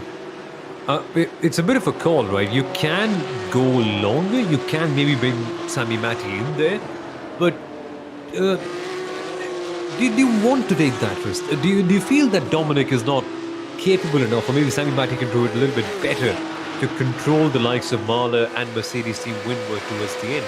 I don't think that there's that much of a difference, is there? I think they're both, I suppose, pretty equally matched. So it eventually just ends up being a call on which driver the team prefers to have in that situation, because there's no minimum driving time for the sim drivers. Yeah, that's correct. Yeah, it's just how you want to deploy. Interesting one. A very interesting one indeed. So, we'll see how it plays out. But Jack Sedgwick trying his best to try and close down that gap, but the lap time at the front so tight. I mean, to put it in perspective, 7:52.5 for Stabe, 7:52.0 for Barneveld, 7:52.8 for Jack Sedgwick in third. Just 0.8 of a second covering 3 cars over a 25-kilometre lap. That's the Nürburgring Langstrecken series for you. In 3 different types of car, all made in Germany. Yeah. Exactly that. That is the part that I was about to add. Seriously, it's tremendous that they are able to have so much diversity. And the fact of the matter is, this diversity and this closeness will continue, because now, next year, potentially, we could have, if iRacing, I hope they increase the number of different cars you can have in a race, because it'll be amazing to see a DNLS race next season, Peter, with, say, Porsche, BMW and McLaren, Honda, Hyundai and Audi in PCRs, then all the GT3s, then all, not all the Cup cars, but then the Porsche Cup car. I'm already getting jitters thinking about it for next year. And I'm saying next year, this year itself is turning out to be that much crazy, where we really can't predict any winner at all. That's right. Yeah, it's brilliant to see so many manufacturers involved, and that is something that is amazing. The engagement level from the automotive manufacturers, their engagement with virtual motorsport and its importance, and we can they kind of rate the reigning world champion Formula One car now available on the iRacing service. I have to say that is something that I didn't think we'd ever see a current era Formula One car, because of course the level of detail required to bring a car like that, or any racing car, to a simulator requires a lot of information that, to be honest, I would have thought that would have been under such a strong lock and key. I mean, that's one of the reasons why for many years we didn't have Corvettes in the or current Corvettes, but again, Corvette Racing brought their most recent car into the simulator, so the value for automotive manufacturers to have their cars involved is very important. So Josh Rogers now on the fight back, and that car looks to be now repaired, but looking to try and get the move done to go into 12th position. Last time by, lap time, get this, 7:50.7. I think that car has been fixed. That car has been fixed, and that car has been given the Josh Rogers treatment, Peter. That's a lap time that someone like Josh can do. Oh, by the way, that lap is so much faster than anyone else. I will actually confirm and say, yes, it's 2 seconds faster than any car on the circuit right now. The next car is the Mahler Racing team with Ryan Barneveld, who currently are in P number 2. It's the Josh Rogers treatment. End of. But such a shame that he has to do this in P number 12 and not P number 1, which is where Coanda usually end up seeing themselves. That's correct. Yeah, I mean, they got about 50 seconds up to the next car. So a lot of work to do for George Rogers and the Coanda team. And with that pace in mind, Simil, you have to raise the question. We have to say, with that pace advantage, I mean, 2 seconds in this context is enormous. Yeah. That is, I mean, we just mentioned how tight it is at the front, just a number of tenths separating the top 3, and then you've got Josh Rogers going 2 seconds quicker than anyone. That just shows you, that again adds weight to the question. Did he need to go for that manoeuvre? Could he have waited? Exactly. It's easy in hindsight to say, but you've got to think that's going to be the question in the Coanda squad tonight. I think Josh will be wondering about the same thing as well, and yeah, that's going to be the critical part. So long as what does he think about it? He was the one in that moment. For us, it feels pretty simple to sit back here and pass a judgment, but for Josh, it's that impulse, right? It's that particular moment where your racing driver sensations take control of you, and at that moment it really did. It'll be a bit of a big debrief, and quite clearly Coanda will know that they can do this, but the interesting part, if you're not Coanda, is the fact that you're not going to have the services of Josh Rogers for every race, right? Because in the last race, it wasn't Rogers and not hybrid racing for Coanda, no. Coanda, in fact, had a bit of a different lineup. I'm just opening up my page right here to confirm. Who was it last time racing for Sage Coanda? Karam. Sage Karam, exactly. And Got the second one too, I'll be honest, Simil. I would normally jump into help if I can't remember, but they didn't have a good race anyway, put it that way. exactly that. That's why it's a bit hard to remember. So you won't quite have the same pace of Rogers and Heinrich every single time. So that's one thing that'll be frustrating them. You can have an exemption for real-world drivers for 3 out of the 5 races, but again, the fact is that every race gets amplified because you have so few of them in this championship. I've got big envy. Dear Santa, can I have a sim like Philip Schallenberg's? Look at that. Sure. The Porsche 911 cockpit or whatever that is. I don't know what it is, but I want it. Yes, he can hear us. He can hear us. I like it. Well, Philip, let me know where you get one of those. It's very cool. How is he able to hear us and keep driving? Well driven, sir. Pay attention. I'll tell you this something about Philip. He actually is working with Racing Fuel simulators. They've got this big I can't call it a workshop, but they've got this big place back in Switzerland where they have a ton of simulators, and it's absolutely incredible the kind of experience that they've created out there. It's a sim racing cafe, similar to what they have at the Nurburgring, but except it's close to Zurich, and they've turned that place around into something that's really amazing. You just have to see the photos and videos of it. I think a couple of drivers, real world ones, they also trained there, like Nico Mullen, if I last remember. Doing his training for Audi LMDH. Yes, of course, yeah. But Interesting. do Audi have a sim actually? Do Audi have their own? Oh, I would think they've got a program? quite special sim. Yes, I would think so. Yes, but of course it's not, maybe not local. That's the thing. It's maybe easier to just go nearby. But oh, the toys in racing is brilliant. So, 52 minutes to go here. Volkenhorst lead by 5.4 seconds. However, we may see the Volkenhorst maybe one more lap to go, I would think, before we see Dominic Stave come into pit lane for his final stop. Barneveld 5.3 seconds behind in second. Sedgwick about another 5 seconds further back in third. Then you've got to go another 10 seconds further back to see Kai Kashube in fourth. Now, replay here, German Sim Racing by Hetzner. Oh, hip check! Lucas Lippert gets nerfed into the wall there. Now, who is that? That would be. I'll quickly get back to you on that one. Lucas Lippert, luckily, just at the pit lane, so he can come in and get a repair. But oh my word, was it one of the MSR cars? I think Deutsche Payment, if I'm not mistaken. Deutsche Payment. Oh. Well, might be sending him an invoice for the damage there. Goodness. Can you Deutsche Payment me for that damage, please? Well. Now, this is... Come on, PP. Sorry. Can't be that funny. Well, it's that's just getting a sponsor in. Of course, the Deutsche Payment Championship is for the best cross-class That's correct. team. So, yes, we've got that mentioned in too. Florian Denzler here.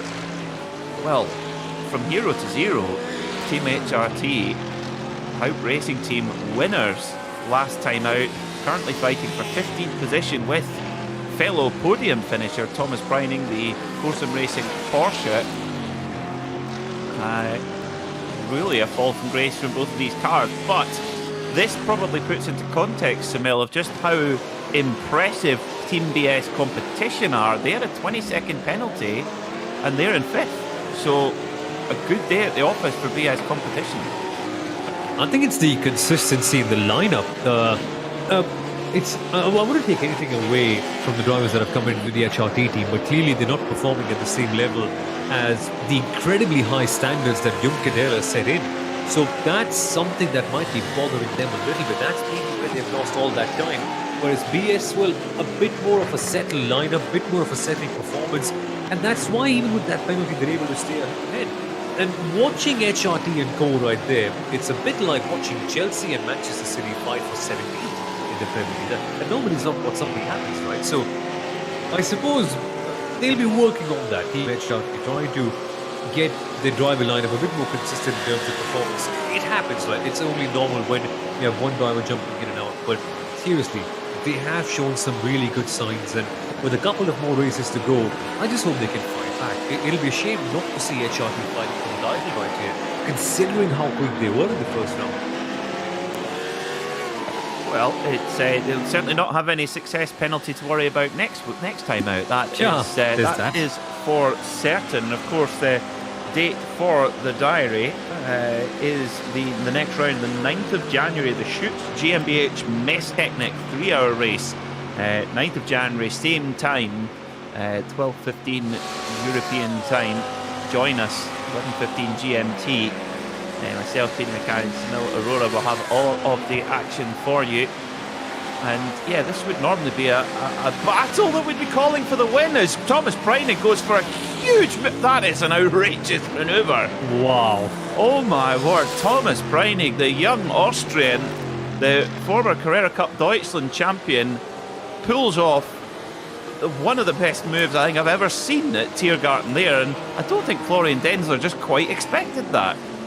Yeah, and he still tried to make it as hard as he possibly could, but you cannot stop him. Defending again the core car and HRT. Well, are they deflated after that one? I mean, if I was driving the HRT car, I'd probably have my shoulders sagging and saying, man, you just pulled off something really special, which Core actually eventually ended up doing. See, this is what we're talking about. These are two teams with so much quality. I mean, they're substantially better than what the positions may show them to be. But it's just a matter of tricky performances and not being able to level off everything properly at the start of the race. Well. That's what a manoeuvre. What a manoeuvre there from Thomas Preining. I think we are going to get an action replay for you folks in just a moment on our Goodyear replay.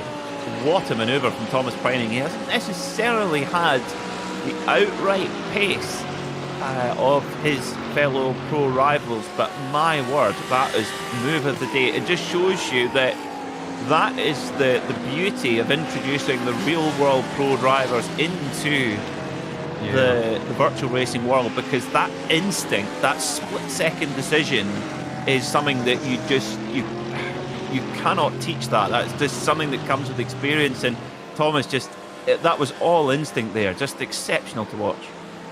Absolutely. I mean, I love it. I absolutely am amazed by that kind of move Thomas Preining was able to make. Yikes. The intensity level just rose up, Peter. In the last 45 minutes of this race, the intensity level just peaks and soars. And the last time out, we were lucky enough to see the intensity level peak on the very last lap at the final few corners. What can we have in store if this is what we're getting on minute 45? So interestingly there, Preining, almost as if he's serving a slow-down penalty or something, or was just made a mistake that's incredibly clever. Preining actually lifted off on purpose there, I do believe. He might not have, but my opinion is he lifted off on purpose. So here we go, we're riding aboard with Florian Denzler, coming down towards, now we're back live again. So I think we've got the wrong action replay there, but yes, I do believe there that Thomas Preining lifted off on purpose to get the draft on the Dottinger hole from Florian Denzler, because if he'd taken the lead onto the Dottinger hole, the Mercedes would have just blown straight past him. That is incredibly cunning stuff there. Wow. If that's what's happened, but it looked awfully like it. Yeah, it looked like a very nicely simulated mistake. I mean, and just like enough of control towards that slide that we saw right there. Well, I'm just going to copy and paste whatever you said a minute ago, Peter. It's great to have real-world racing drivers and that instinct come in, because normally, well, I'm not saying you don't get to see this with the sim racing drivers, but if you've done it in the real world, you probably know how to do it a little bit better. You have more confidence with that move. And Core seemed confident with it. It didn't seem like they were in trouble anytime soon, and they caught HRT out. Catching HRT out, man, that's quite something, right? And by the way, there's not Hispania Racing Team for, if there are any new Formula 1 fans joining in, it's Harp Racing Team, one of the best Nürburgring Endurance teams that we've had so far in history, and a team that's often associated with success pretty normally, right? It just goes along hand in hand. Definitely more successful than Hispania Racing Team, that's for sure. Yes, far more. Absolutely. Yeah, Haupt, owned by Hubert Haupt, who one of the very few pro-level team owners that you get a lot of team owners who may be at the amateur level who drive, but quite unusual to get a pro-level team owner driver. And that's Hubert Haupt, a former DTM driver, raced in Indy Lights against James Weaver and Greg Moore, some really top drivers, and still races in the top level in the HRT Haupt Racing Mercedes. And I think they're maybe just fighting some issues there, perhaps.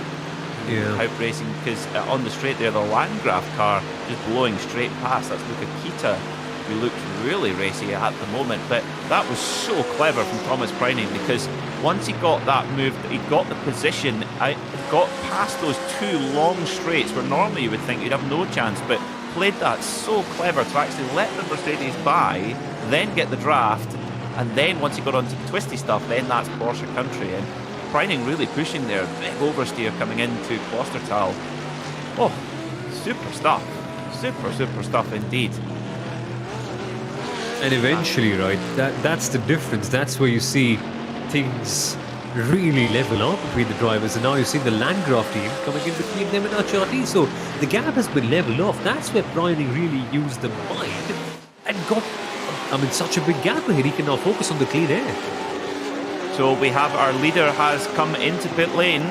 Volkenhorst BMW. Dominic Stabe has taken the 34 BMW for Volkenhorst into the pit lane and handed over to Sami Matti-Trogen, who has rejoined the action. Where will Mala Racing Porsche come out in this? Will they be able to gain time in this final pit stop of the day? They will have to put less fuel in, possibly. So, 1 lap to go. This needs to be a quick one for Ryan Barneveld. He did a very quick lap last time by, a 7:51.2, albeit who's the fastest driver on the circuit at the moment? Surprise, surprise, Joshua Rogers. 49.3. That is in another planet to the rest of the field, which is something we just don't say at this level. Is that faster than what we saw in qualifying, Peter? No, not Because I quite. remember- 746s in qualifying. 746s in way qualifying, yeah. fresh fuel, low fuel, fresh tyres. So, yeah, different ball game. Yeah, but seriously, I remember Charlie Collins was also clocking in similar lap times. Again, similar team, same team running it, just different names. So Charlie Collins was doing this in the Lamborghini for the Lego Technic Esports, dipping down into the 49s in the last race towards the very end, I remember. And Rogers, well, I can't say he's channeled his inner Charlie Collins because, well, both of them are equally good in that sense. They're just amazing at clocking in these quick lap times. But something in the Coanda household, they just are able to do it with 1 lap pace. But eventually that's the part with the DNLS. It's not only the 1 lap pace that counts. And that's where Marlon and Walkenhorst have played the longer game and the smarter game in a way.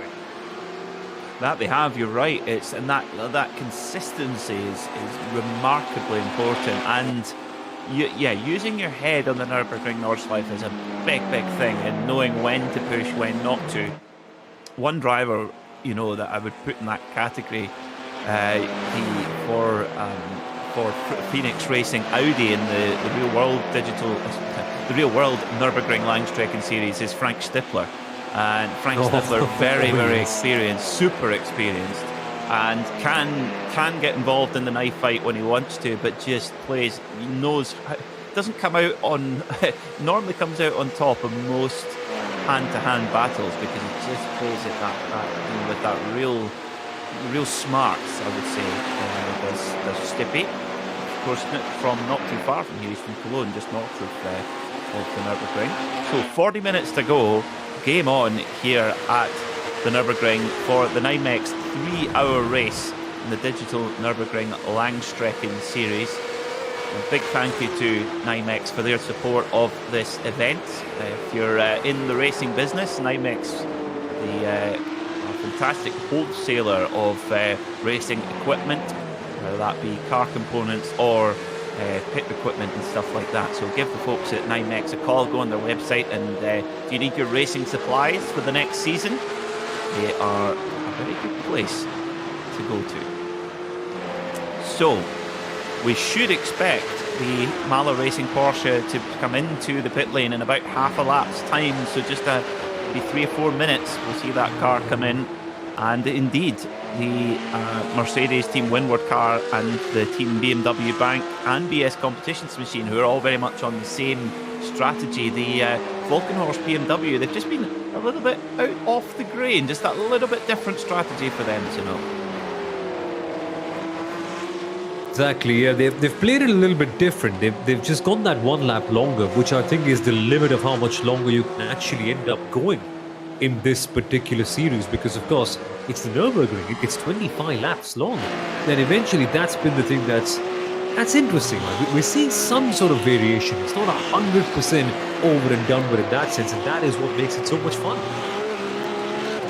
Absolutely, there's nothing like racing on this wonderful circuit. So, update of how things look at the moment in Cup 2. Well, it is back in the direction of Coanda Simsport, who lead by 16 seconds from WSE Motorsport in the 222, and the Team 75 by SimRC car in third. That's the Bernhard Team 75 machine. A name that's been up the top of the podium here at the Nürburgring many times. He's a big rally fan as well as Timo Bernhard, Simil. That's actually his father started it. That's how they really got into racing, was in rally, and they still do. His dad's got a very nice Porsche hill climb car as well, and I believe that they run a VW Polo R5 car too. So Timo, he's not lost any of his competitive juices, but albeit as a team owner nowadays. I mean, it's tremendous. I wonder, will we ever see Porsches properly at the top level in rally ever again? Maybe. I mean, it would mean for us to say Porsche would make a four-wheel drive car of that particular size, but just to see that name in the world of rallying, must have been good days back in the time, no? Oh yes, it certainly was. I mean, I think, of course, a lot of success in the Monte Carlo rally in the early days, and indeed at Dakar as well. But yes, I do believe it would be nice to see more of a.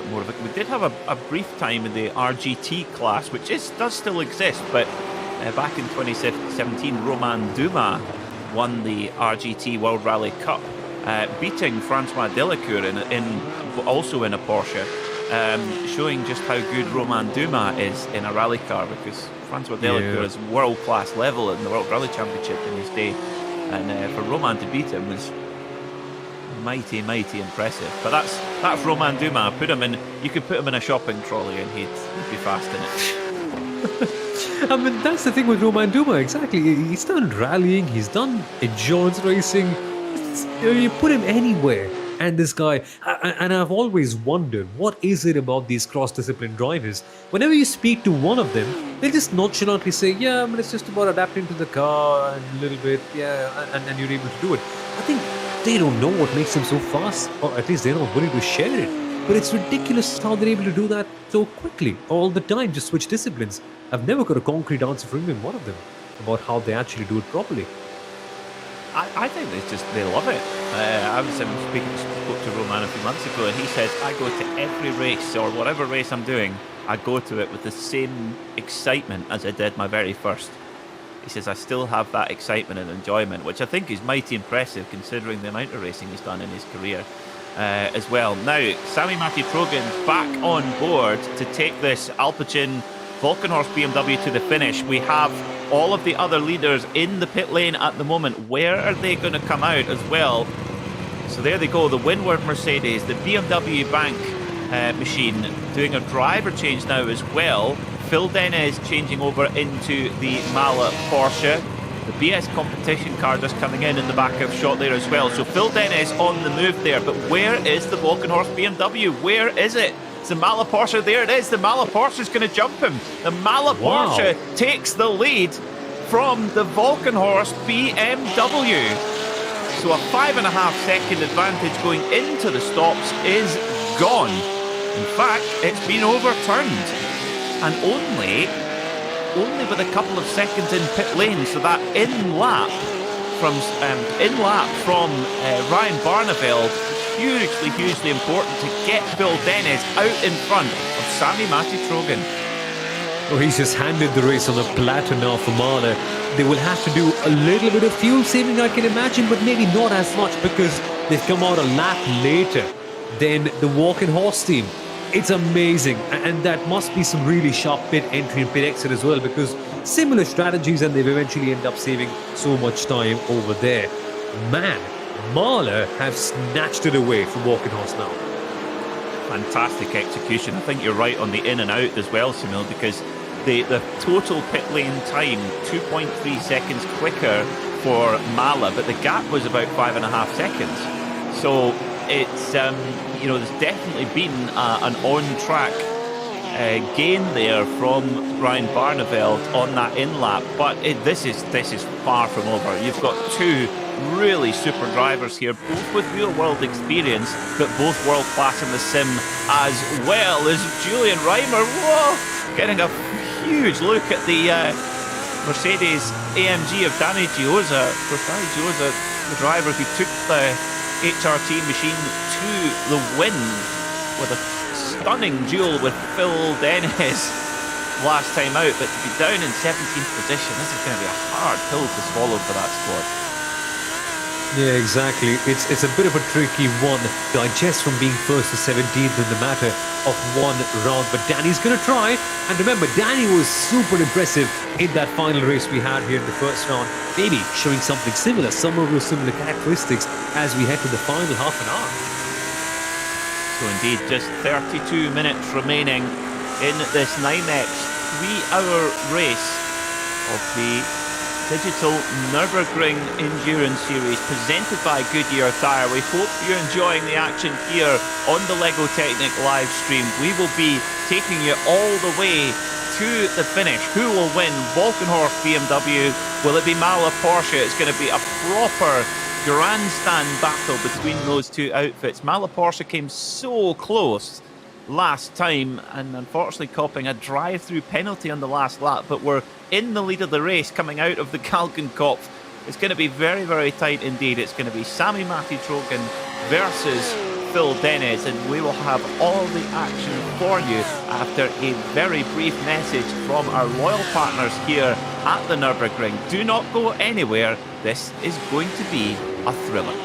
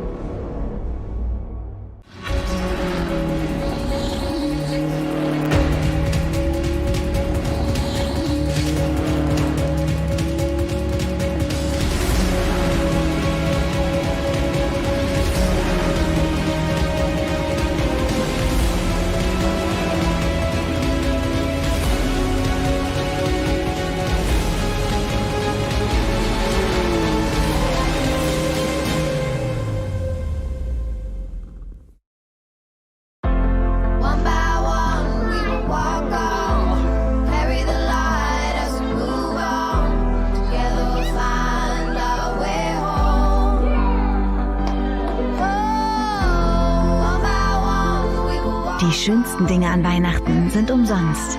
Deshalb schenken wir euch die ersten 6 Monate den Tarifpreis für Internet, Mobilfunk und TV. Jetzt in allen Vodafone-Shops und auf vodafone.de. Together we can.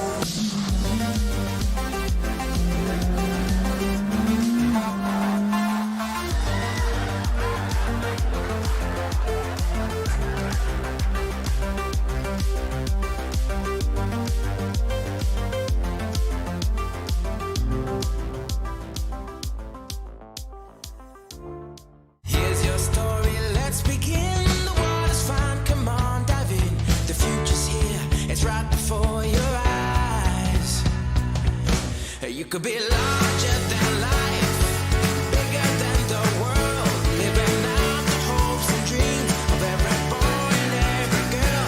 You know know you could.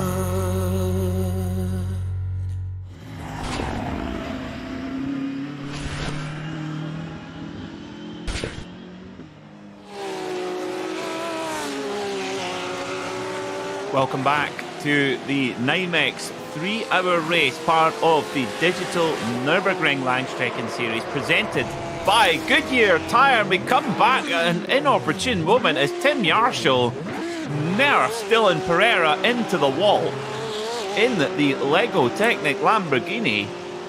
Deary me, Semil, that was a little bit on the heavy-handed side. Yeah, exactly. Big incident right there. And that's a big, really good race for Lego Technic. All away and gone in a matter of seconds. Big crash right there. We have to see what happened with them. And it's such a shame because they were improving time and time again.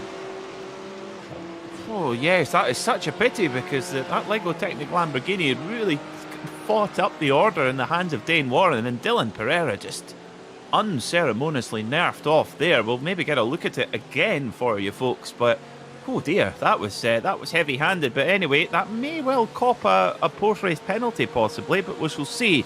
Back at the front, it's just under 2 seconds is the gap. It's hardly moved at all between Phil Dennis and Sami Matti Trogan. It's a proper slugfest at the front of the field. But remember, that BMW's got some pretty good straight line speed, so we could see that gap come down slightly as we reach the Dottinger hole, quite possibly. Norbert Kiss is back on board the Team Windward Mercedes, so the two-time FIA European Truck Racing Champion up in a podium position at the moment. Now, that Windward Mercedes, they've got an 11-second advantage over the fourth-place car. That's the Team BMW Bank Machine of Bruno Spengler, with Elias Seppänen now back on board the number 89 and sitting in 5th as things stand. However, remember, they had to serve a 20-second success penalty after their second-place finish last time out. So actually, a really strong run from the BS competition crew. They would, effectively, without that, they would be up in the fight for third position. So 5th place puts them in a really strong place. So the in SP3T, well, it's looking very strong at the moment for Corsim Racing. They have a pretty decent advantage over the number 405 Marshmallow Racing machine in second position. In SP10, it's Pascal Stix leading the way from Niels Carstensen for Team RSO. In Cup 2, it's Coanda Simsport. David Williams leading by 17 seconds at the moment. Here is your gap. The leaders on screen: Phil Dennis for Mala Porsche with the Volkenhorst BMW of Sami Matti Trogan right in there, and Norbert Kiss in the Mercedes in third. 3 manufacturers in the top 3, Semil. That's what we like to see. Wow, that's the amazing part, the diversity that we have here on offer in the DNLS. And it's just played out well. I mean, with BOP, with the changes, we're still seeing the Windward Mercedes team in the top 3. It's not the same, right? It's not the same as the last time out where we were seeing HRT dominate the race by quite a good margin. But it's still amazing to see how the organisers have just managed to make it so leveled out. 3 different manufacturers in the top 3, also close. And potentially we could see a Porsche versus BMW fight for the win that could go down to the wire. Sell me in. Sell me in too, as Phil Dennis did have a bit of an advantage over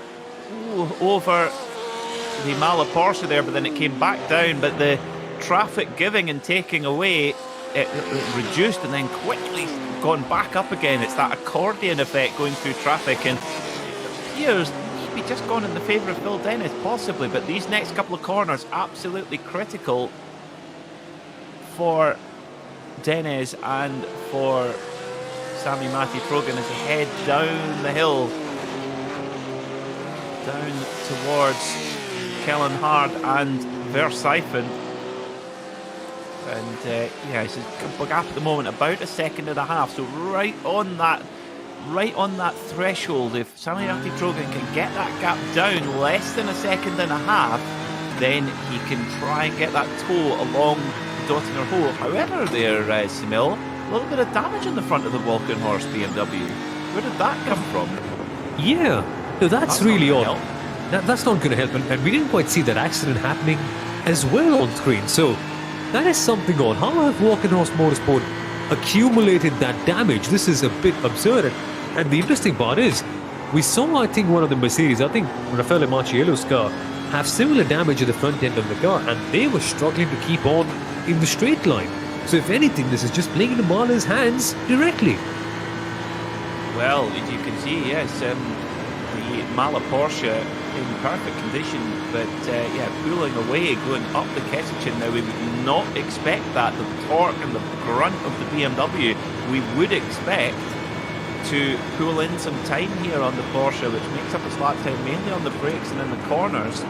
But Sami Matti-Trogen really fighting against it. The only thing that could be, Sunil, and it's sometimes a little quirk of the iRacing Simulator damage model, if you smack a curb or you smack a lot of curbs at the wrong place, it can sometimes cause a little bit of damage that way. Now, how much that holds a driver back, I'm not entirely sure, but it nonetheless, the damage is there. Yeah, exactly. And we'll eventually end up seeing, right? Because Walking Horse are clearly in for a potential win. And it's amazing, Peter. First up, Walking Horse were the ones that smartly took the lead away from Coanda, and now it's Mahler who've done the same thing to them. Have they got enough pace? Have Mahler got something else extra in the bag? Because interestingly enough, they're lapping on somewhat similar pace, but the gap is just not going down. It's just remaining constant. Yeah, it is. This is a proper dogfight. You can see Sami Matti-Trogen there on the top left of the screen. You can see the focus required and how physical it is. How Sami Matti just very, very laser focused towards the screen. And the direct drive wheel technology really does give the kickback and the force of a real world racing car. Still time to take a hand off though, going through Flansgarten. That's relaxed to say the least. But Phil Dennis here, if he can get a clear run of the traffic, he's got enough now to break the toe, but he does have a bit of traffic now coming up through the Stefan Beloff S. In fact, huge traffic here. Oh, this is disaster for Dennis. Look at the gap closing down. And oh my god. Oh, it wasn't Dennis, it was actually the Corsom Racing Porsche there, and the road completely blocked. Nothing Sami Matti-Trogen could do. It was the Heusinkveld SB3T car and the Porsche 992 Cup car of Corsom Racing. That could be absolutely pivotal in this race, because that has broken the toe to the Mahler Porsche of Phil Dennis. Exactly, and that gap has increased. It's 2.5 seconds now. And that just takes it away. And Phil Dennis will be smiling from ear to ear. Can't get anything better, right, for them. It just plays so well into their hands, where they all of a sudden came in, took the strategy advantage, and suddenly Walking Horse have been compromised by that. Talk about a lucky break.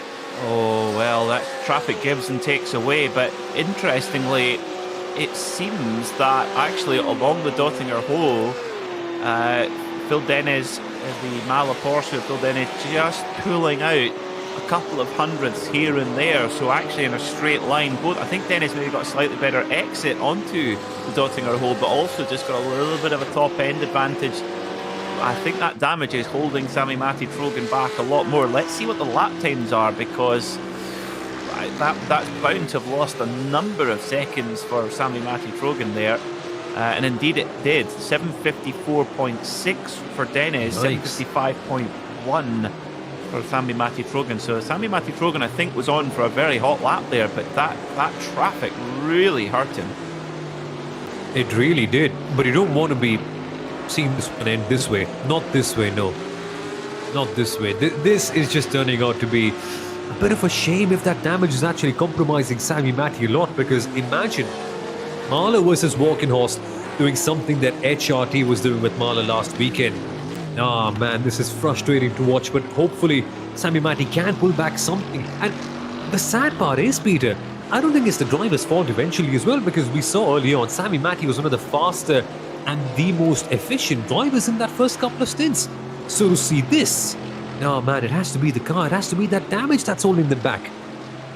Well, I think it's the damage is causing a little bit, but I think that getting held up with the traffic there at Stefan Belofes's, that is just sometimes what can happen here at the Nürburgring. You've got multiple classes, we've got 4 different classes of car, of course, taking part, and it was a TCR SP3T machine, the slowest class, and the Porsche 992 Cup class, which, funnily enough, is quite quick in a straight line, so that can make it quite difficult to dispatch with in traffic.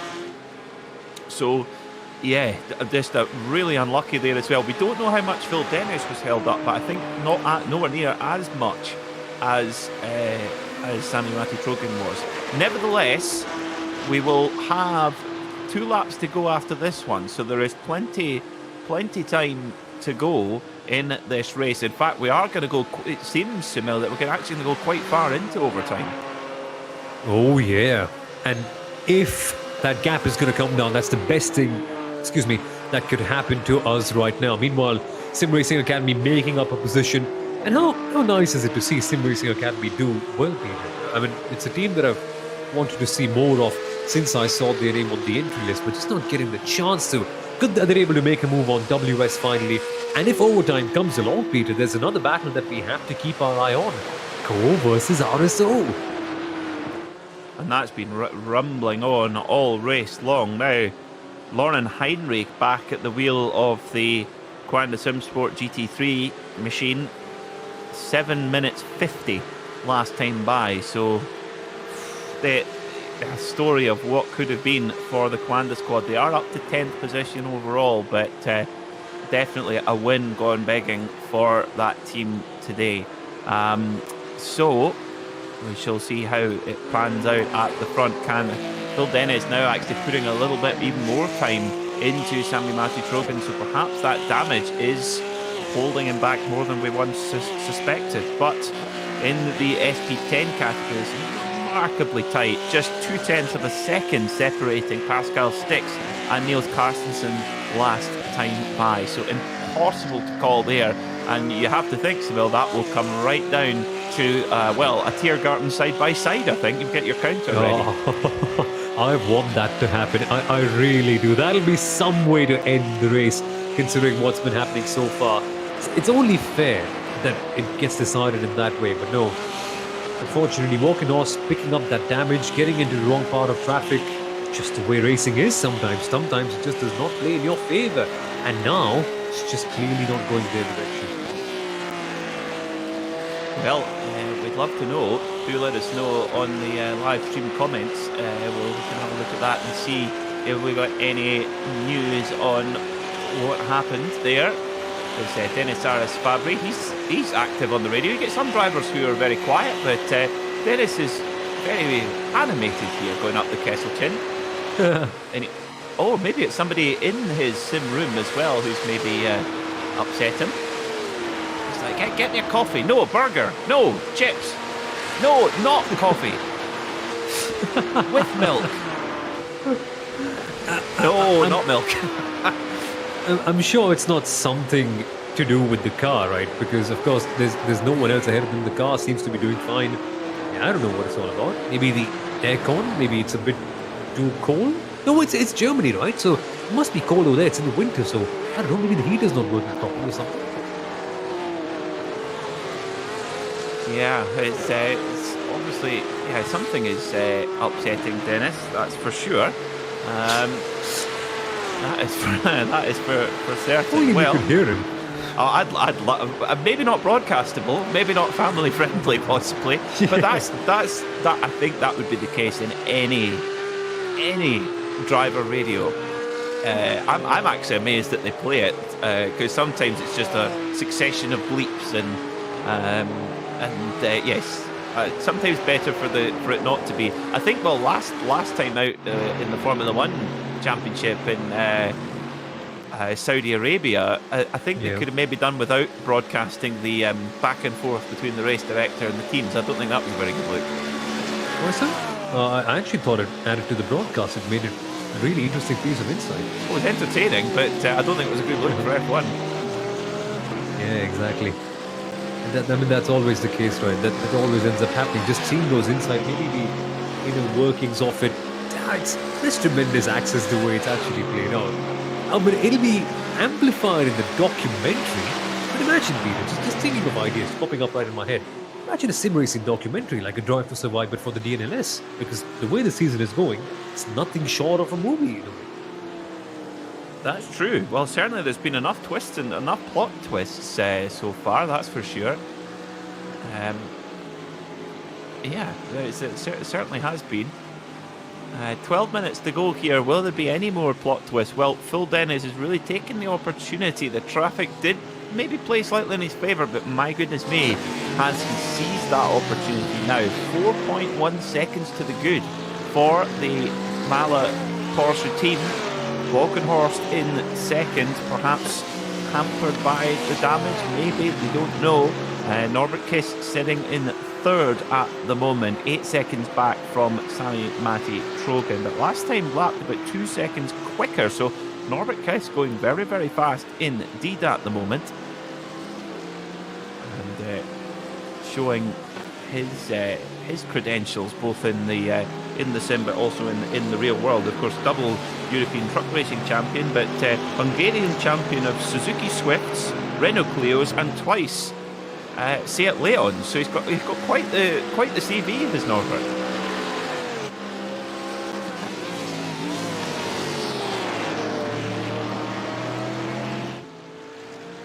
Well, that's crazy, isn't it? I mean, I really just want to see one of those Suzuki Swifts race in Hungary once.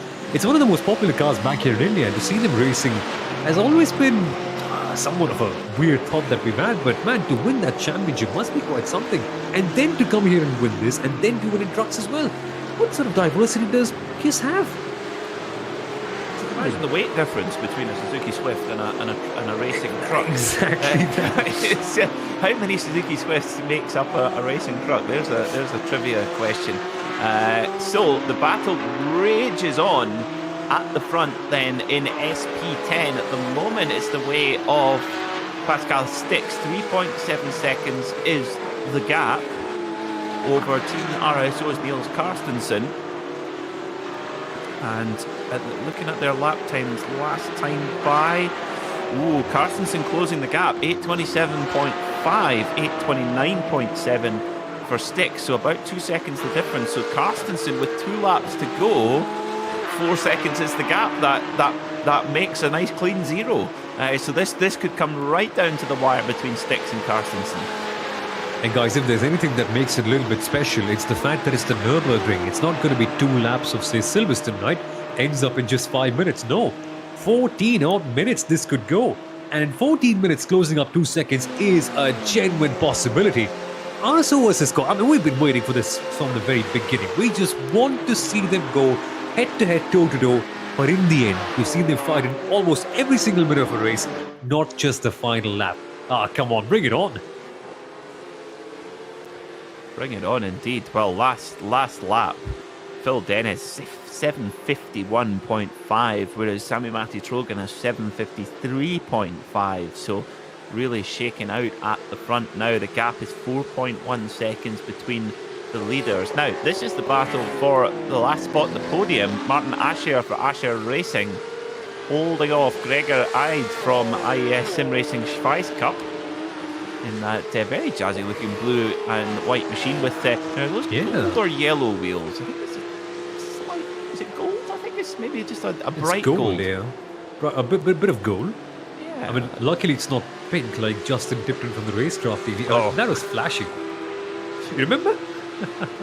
Now, where I don't feel so silly now, Sybil, we're getting word that the number 34 Volkenhorst BMW, that damage has come from aggressive driving over the curbs. My goodness. It was totally self-inflicted.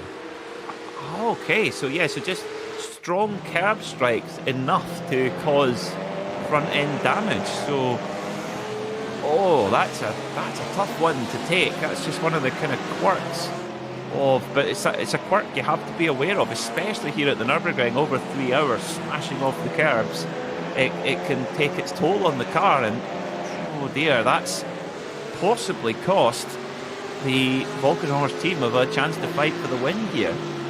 Yeah, Say and possibly. it could have been such a big one because Volkenhorst in the first race, had they not been taken out on lap 1, maybe there could have been more potential for them perhaps to fight on the podium. But again, we'll never know. And now with this, oh man, the heart goes out with them. Self-inflicted eventually though. Yeah, it's unfortunately it is. It really is. As the two Mercedes thunder over the line, the Landgraf and HRT teams, as the Course and Racing Porsche goes in to take final service. Just a very quick splash and dash required there. Now, yes, the Volkenhorst BMW will be right on the kind of the total stint by the end of this race, 6 laps by the time the checker flag comes out. So hopefully they've got enough fuel on board there. No such problem, you would think, for Phil Dennis in the Mala Porsche. 3.7 seconds is the gap at the moment. And that team have been so strong today. Dennis starting off and keeping out of trouble, avoiding any incidents, of course, to know, which of course was kind of their downfall last time out. Yeah, you're right about that. Eventually they had to take a penalty right at the very end of the race because of all the incidents that they had accumulated. And this time I think they've gone for the bang opposite strategy. Let's try and play it safe. Let's try and keep it safe and simple. And play it normally. And that's what they've done. The only place where Marta did something really outrageous and out of the box was in that pit stop where they just were able to save 5 seconds, and that incredible lap time by Ryan Barneveld coming into the pits. I think that was the difference maker. That's when Marta edged him out. Amazing how this race has gone past, where someone or the other is always getting outsmarted. Outsmarting the outsmarter in a way, isn't it? Because yes, because Volkenhorst outsmarted Gonda early on. Okay, so news coming in for a penalty for car 70, the Landgraf Mercedes driven by Luca Kita. 5 seconds penalty to be added, I would presume, at the end of the race. But at the moment, coming up towards Hohe Acht, the highest point of the circuit, and down the helter-skelter towards Wipperman for the penultimate time is Phil Dennis in the Mala Racing Porsche. Of course, Mala's aluminium pistons were first fitted to a Porsche all the way back in 1955 with the iconic Ernst Fuhrmann engine, which powered the first Porsche Spider and cut the weight by a third from the traditional piston at the time. And Mala, of course, been a key developer of components for many iconic racing cars, but maybe none other than the development of components for the Porsche 917, the Flat 12, the big thumping turbocharged Flat 12 in the back of that 917 Porsche, which powered to 2 Le Mans victories. Oh, it's a close one here for the podium fight, and Martin Archer has had to give best to Gregor Eid, so Gregor Eid goes up into the 3rd place spot and onto the podium now in Cup 2. So it will be 1 lap to go for those cars. They will finish behind our leader. And where you do not want to be just ahead of the leader here, Sunil. If whenever Phil Dennis goes over the line, if you're just ahead, you've got a whole lot more fuel you need to get you to the end. Yeah, keep saving. And Phil will be watching from the last time on, because last time on I think we went 1 lap slightly longer than expected, and eventually that was the difference maker, where Mala eventually weren't quite able to hold on with that final one. And I mean, it was a lap when they got ahead of HRT, but still, that was a bit crazy. 4.5 minutes left to go. What will they do now? Volkenhorst will be asking for more time, honestly, because for them, if something can happen, if they can just pull something up, that's the only thing they can hope for. The gap is increasing, but only very marginally, Peter. So, I don't know, maybe luck could play to their side, maybe something could happen, who knows? Well, that's a late time to make a stop, isn't it? Oh, that's a late time. Yeah, you really don't want to have to be coming into pit lane at this stage. Certainly not on schedule anyway. It's not what you want. Well, we're now coming on to the final lap then. The Mala Porsche of Phil Dennis leading by 3.3 seconds Last time around, Sami Trogan pulling out 1.5 seconds from Dennis. So this is not done yet. It would need a heroic drive here from Sami Trogan to pull the gap down from Phil Dennis, or another incident in another block in traffic, Simil, and that gap could erode in no time. Exactly, and that's the part we're talking about, that luck element. Can there be traffic that equalizes the whole thing? Remember, what traffic give it, traffic take it away as well. It gave a little bit to Mala early on in their battle against Walkenhorst. Can we see something happen in that sense? In fact, I think looking at the track map, there's a lot of traffic near the GP section area, but otherwise, it's all pretty clear. They're all really spaced out, Peter. So if there's any place where you could expect to see a lot of traffic, maybe at the best, it could be the GP circuit, and over there it's all wide. And that just plays out on the Mala's advantage. There is not many slow cars coming into where they are right now for a long time, actually. Oh, a really big hold up there for Phil Dennis in the Mala Porsche, and actually sends the SP3T Audi wide. I'm not sure which car number that was, but that really held up Phil Dennis there. Just at that very fast left-right chicane, just coming up towards the Sabine Schmidt curve, and that will, yes, it has. It's pulled the gap down to 2.5 seconds now. So Sami Trogan gaining about a second there through that exchange, and that little incident in traffic there again, that's just one, and that's pulled a second out there as well. So this is far from done. Once again, Simil, we're going to have an SP9 battle right to the very end, right down to the wire here in the Digital Nürburgring Langstrecken Series. Tremendous. And my apologies for that error right there. My stream was slightly laggy again. Technical issues happen in the world. Something related to the internet. But the interesting part is I was proven immediately wrong. When I was watching it from the GP section area, it seemed like Mala had a comfortable advantage, but no, they do not. Traffic has given a little bit back towards Walkenhorst, but still, Peter, I wonder, is it enough? Is 2.5 seconds enough to have for one more lap in here? No, man, considering the damage, I don't want to spoil it already. I just don't want it to be anticlimactic. I have a feeling that Sami Trogan has really got the bit between his teeth. He is throwing everything at this one at the moment for BMW, for Walkenhorst, most importantly for Alpecin anti-balding shampoo.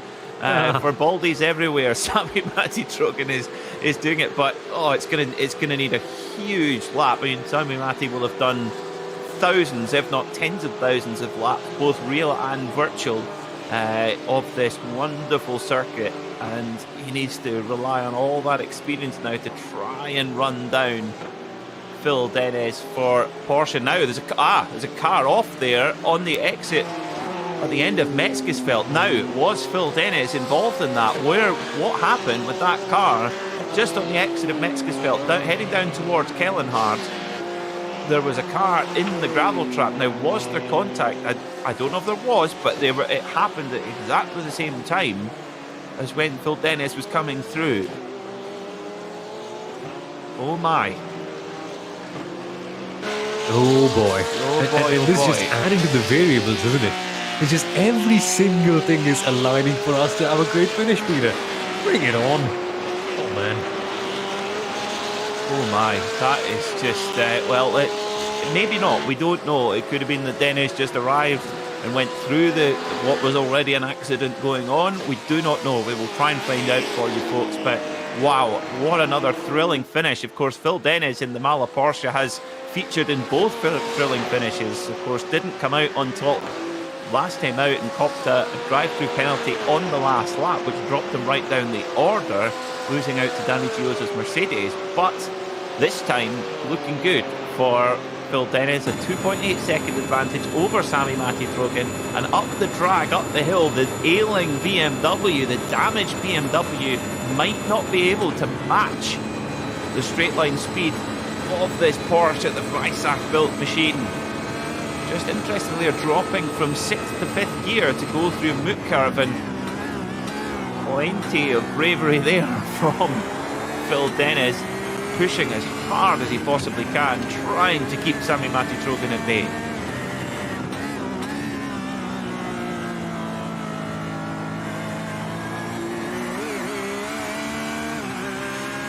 Up towards Hohe then they go for the final time, the highest point of the circuit here at the Nürburgring.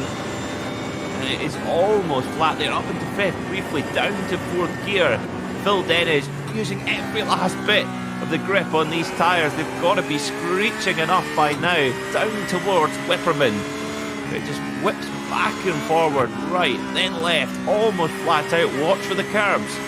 You go bang straight over them as well. A bit of traffic coming up as they head up towards Esbach and Bergwerk. Or Brunchen, my apologies. Through Esbach, now up towards Brunchen, and there is an SP10 car just where Phil Dennis does not want it as they head towards Ice Corner. He'll be on the headlight flashers. The BMW gives best. Just compromises the entry slightly there for Dennis, but gets through just about as they head on towards Plantsgarten for the final time.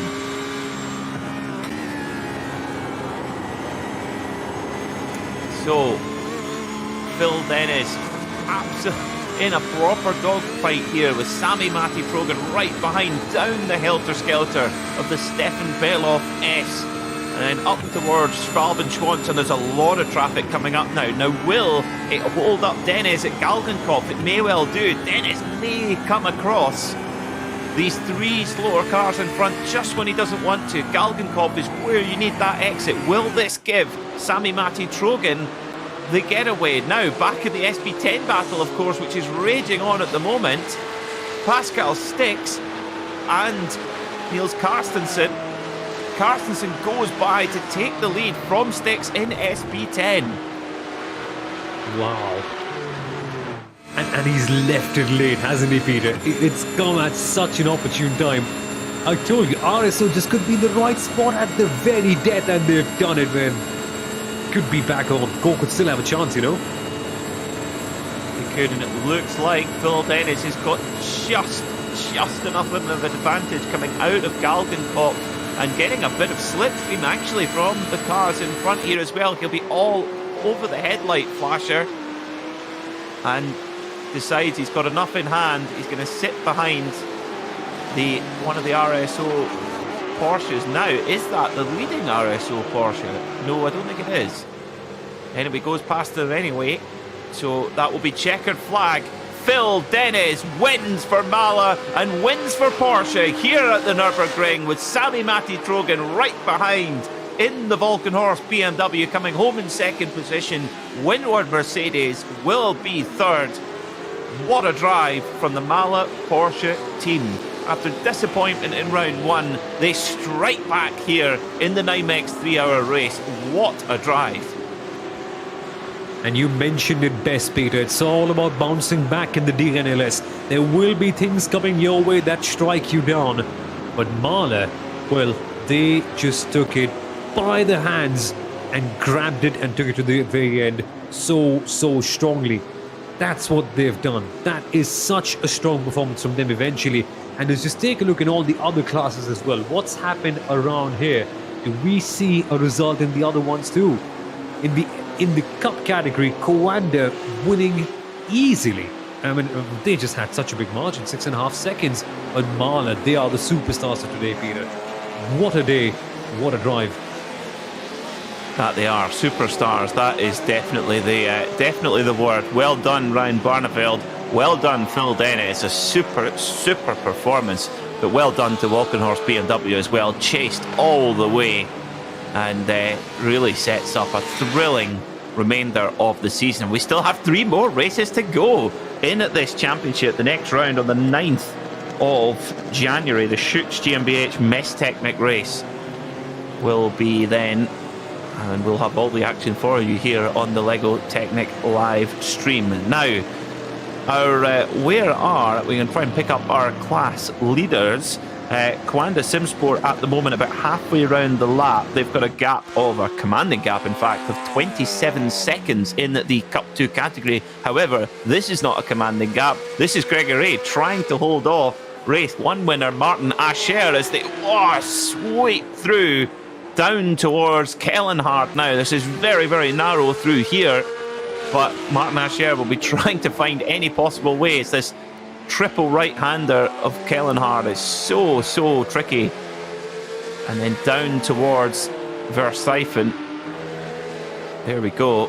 So you just absolutely hold on for dear life. 1, 2, 3, and then hard on the brakes to Verstappen. Very easy to lock up into Verstappen in a car without anti-lock braking, as this Cup 2 car does not. And oh, a little bit of a tip-tap there. Oh, this is getting spicy. Rather close, this one, and I love it that it's happening on the final lap. This is just tremendous. Oh, man.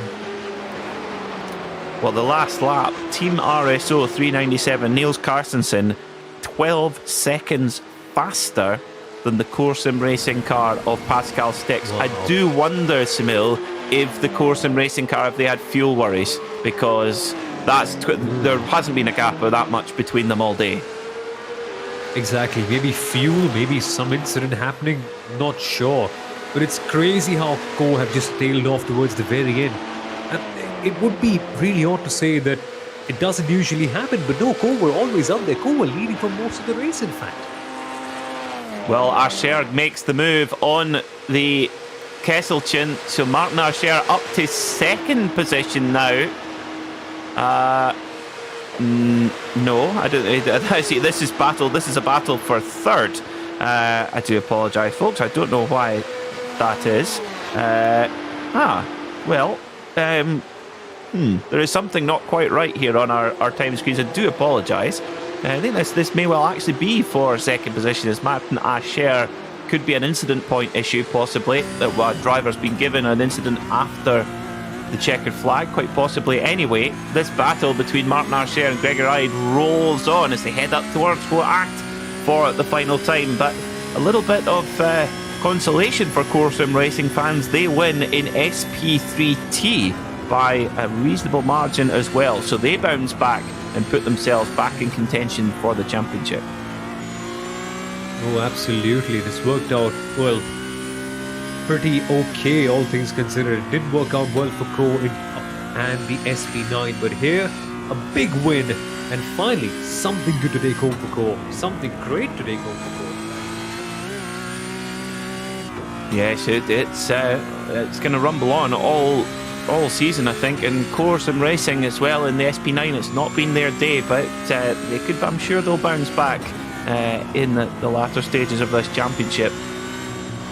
So, can Gregor Eid have anything to say? Oh, just fighting the understeer there.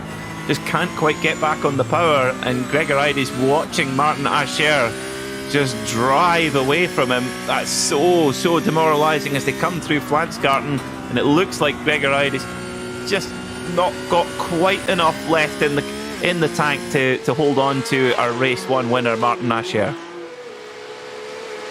Oh man, an anticlimactic finish, but nevertheless this battle has just been so tremendous all the way through, and that's the amazing thing we can pick up. It's been so close, yes, and they can do some special things.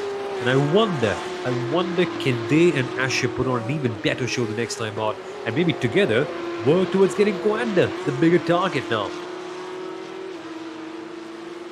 Well, Coanda at the moment, they're just coming up to the finish line as well, so they will be looking to close that one off after a flawless performance. They're in SP9, fastest lap of the race on the final lap of the race, a 7:48.931 for Lauren Heinrich, the newly minted Porsche Junior driver. His first race with Coanda in the Digital Nürburgring Langstrecken Series, and, well, had all the pace, put the car on pole by a healthy margin, but just didn't quite go their way. But the sister car in the Cup 2 category about to come over the line, David Williams to take the win for Coanda, along with Zach Campbell. What a drive from that squad. But back in the fight for second position, can Martin Asher hang on? I think so, just about, as the checkered flag waves. Martin Asher will solidify his position at the front of the championship for Asher Racing, and comes home in second position just from IES Sim Racing Schweiz Cup. Oof, what a thriller. What a thriller. Absolutely, so close. Oh man, Asher and IES Sim Racing fight forever. What an amazing battle. What a tremendous way to end this race. And also a word on Coanda Sim Racing, right? Redemption, that's the word that they are going to be looking for. In the first race, in the first round, things just really went away from them, out of their control. Now they bring it back with a big win. Yeah, that is the way to do it. It's kind of a story of two halves for the Coanda outfit. Of course, a win in Cup 2 and maybe a win gone away, gone begging in SP9. And fellow Porsche squad, Mala Racing team, more than happy to pick up the mantle there for the Weissach factory. And Phil Dennis, again, there's been a lot of stories of redemption, hasn't there, Samil? Of course, the SP3T, Corsom Racing, getting their win that they fought so hard for last time out, but didn't quite manage to get. Mala Racing team, of course, were leading onto the final straight, onto the Dottinger Hole at least, and didn't quite get the win done there. So that there has been a lot of redemption stories today. And there are going to be more, right? Because there are so many teams and drivers who might feel a bit hard done by today by their own performance. There will be a feeling that, right, we've got to get to the next race, we've got to get to the next round and pull out something special from the bag. And they will be pulling out all the stops, Peter. We saw this today. The teams that haven't quite had their race work out in round number 1, they did something special. And think about HRT. They had round number 1 work out for them. This one, not so much. Think about it. How hard will they fight the next time out? So, this is your results then. Mala Racing Team Porsche, number 91, win by just 2.1 seconds from Volkenhorst Motorsport BMW. Team Windward Mercedes, very solid effort from that squad. 11 seconds back from the leader, but a podium finish. Very impressive indeed. Team BMW Bank were 4th, and BS Competition bounced back from a 20-second success penalty from last time out to finish 5th. A very strong run indeed. Sim Racing Academy number 25 finished in 6th, with the Mercedes Team M&J Performance car in 7th. MRS Esports were 8th, Team Heusingveld Mercedes were 9th, and Coanda Simsport, after a difficult, what started off so promising, they finish in 10th overall. In 11th, the Door Esports Lamborghini, another story of what could have been for that squad. They finish 11th, with Mercedes Team Landgraf in 12th. Mercedes Team HRT, the winners of round 1, back down in 13th position, 3.5 minutes off the race leader. They'll be hoping for better next time out. Artel Motorsport Reparix, their BMW finished in 14th, with the Phoenix Racing Lamborghini finishing 15th. Corsim Racing, again, podium finishers in race 1, down the order in 16th spot. 17th was WS Racing Esports BMW, followed by Lego Technic Esports, ERC powered by FSP Lamborghini, and Cartland Racing Esports Lamborghini, rounding out the top 20 in the SP9 category. In Cup 2, it was the story of Coanda Simsport. A super opening stint from Zach Campbell from pole position gave the opportunity for David Williams to bring the car home with a commanding advantage of 18.8 seconds from the Asher Racing number 200 machine. Just behind the Asher Racing car in third, the IAS Sim Racing Schweiz Cup team in third place. Peter Bonk Performance were 4th, with Team 75 Bernhard by SimRC in 5th. WNSE Motorsport were 6th, followed by Phoenix Racing Esport in 7th, Leiper Esports in 8th, Deutsche Payment Esports 9th, and Corsim Racing Cup 2 round out the top 10. WS Racing Esports were 11th, followed by Sim Racing Academy, GermanSimRacing.de, Artel Motorsport.exe Esports, and finally Deutsche Payment Esports, rounding out the 16-car field in the Porsche Cup 2 class. In the SP10 category for GT4 machines, Team RSO finally emerge in a titanic battle with Corsim Racing number 303. They are the winners just by the most slender of margins after an absolutely superb battle. RaceFox round out the podium, making it a Porsche 1-2-3 in their 331 car, with the first of the BMWs. A very impressive effort indeed from Fraser Williamson and Will Tregurtha. They finish in fourth in the top of the Munich machines. But still, definitely the story of Porsche in SP10 once again. Will the BMWs get another balance of performance break for race 3? We shall see.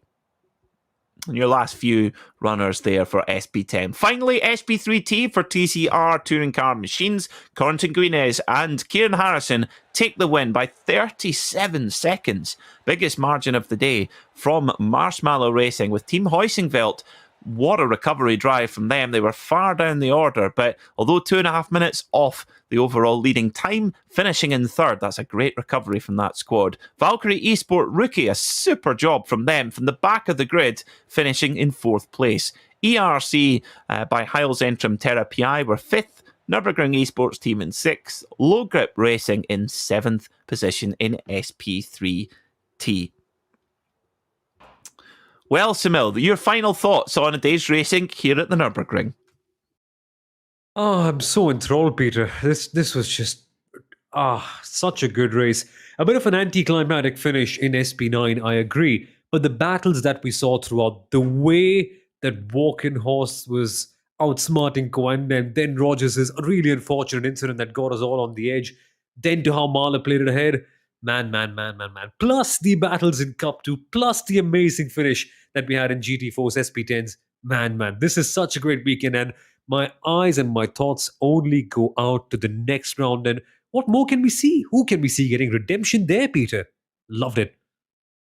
It really has been a pleasure to bring you all of the action from the NIMEX 3-hour race of the Digital Nürburgring Langstrecken Series presented by Goodyear Tyre. Thank you so much for tuning in to the LEGO Technic esports stream, and we'll see you next time.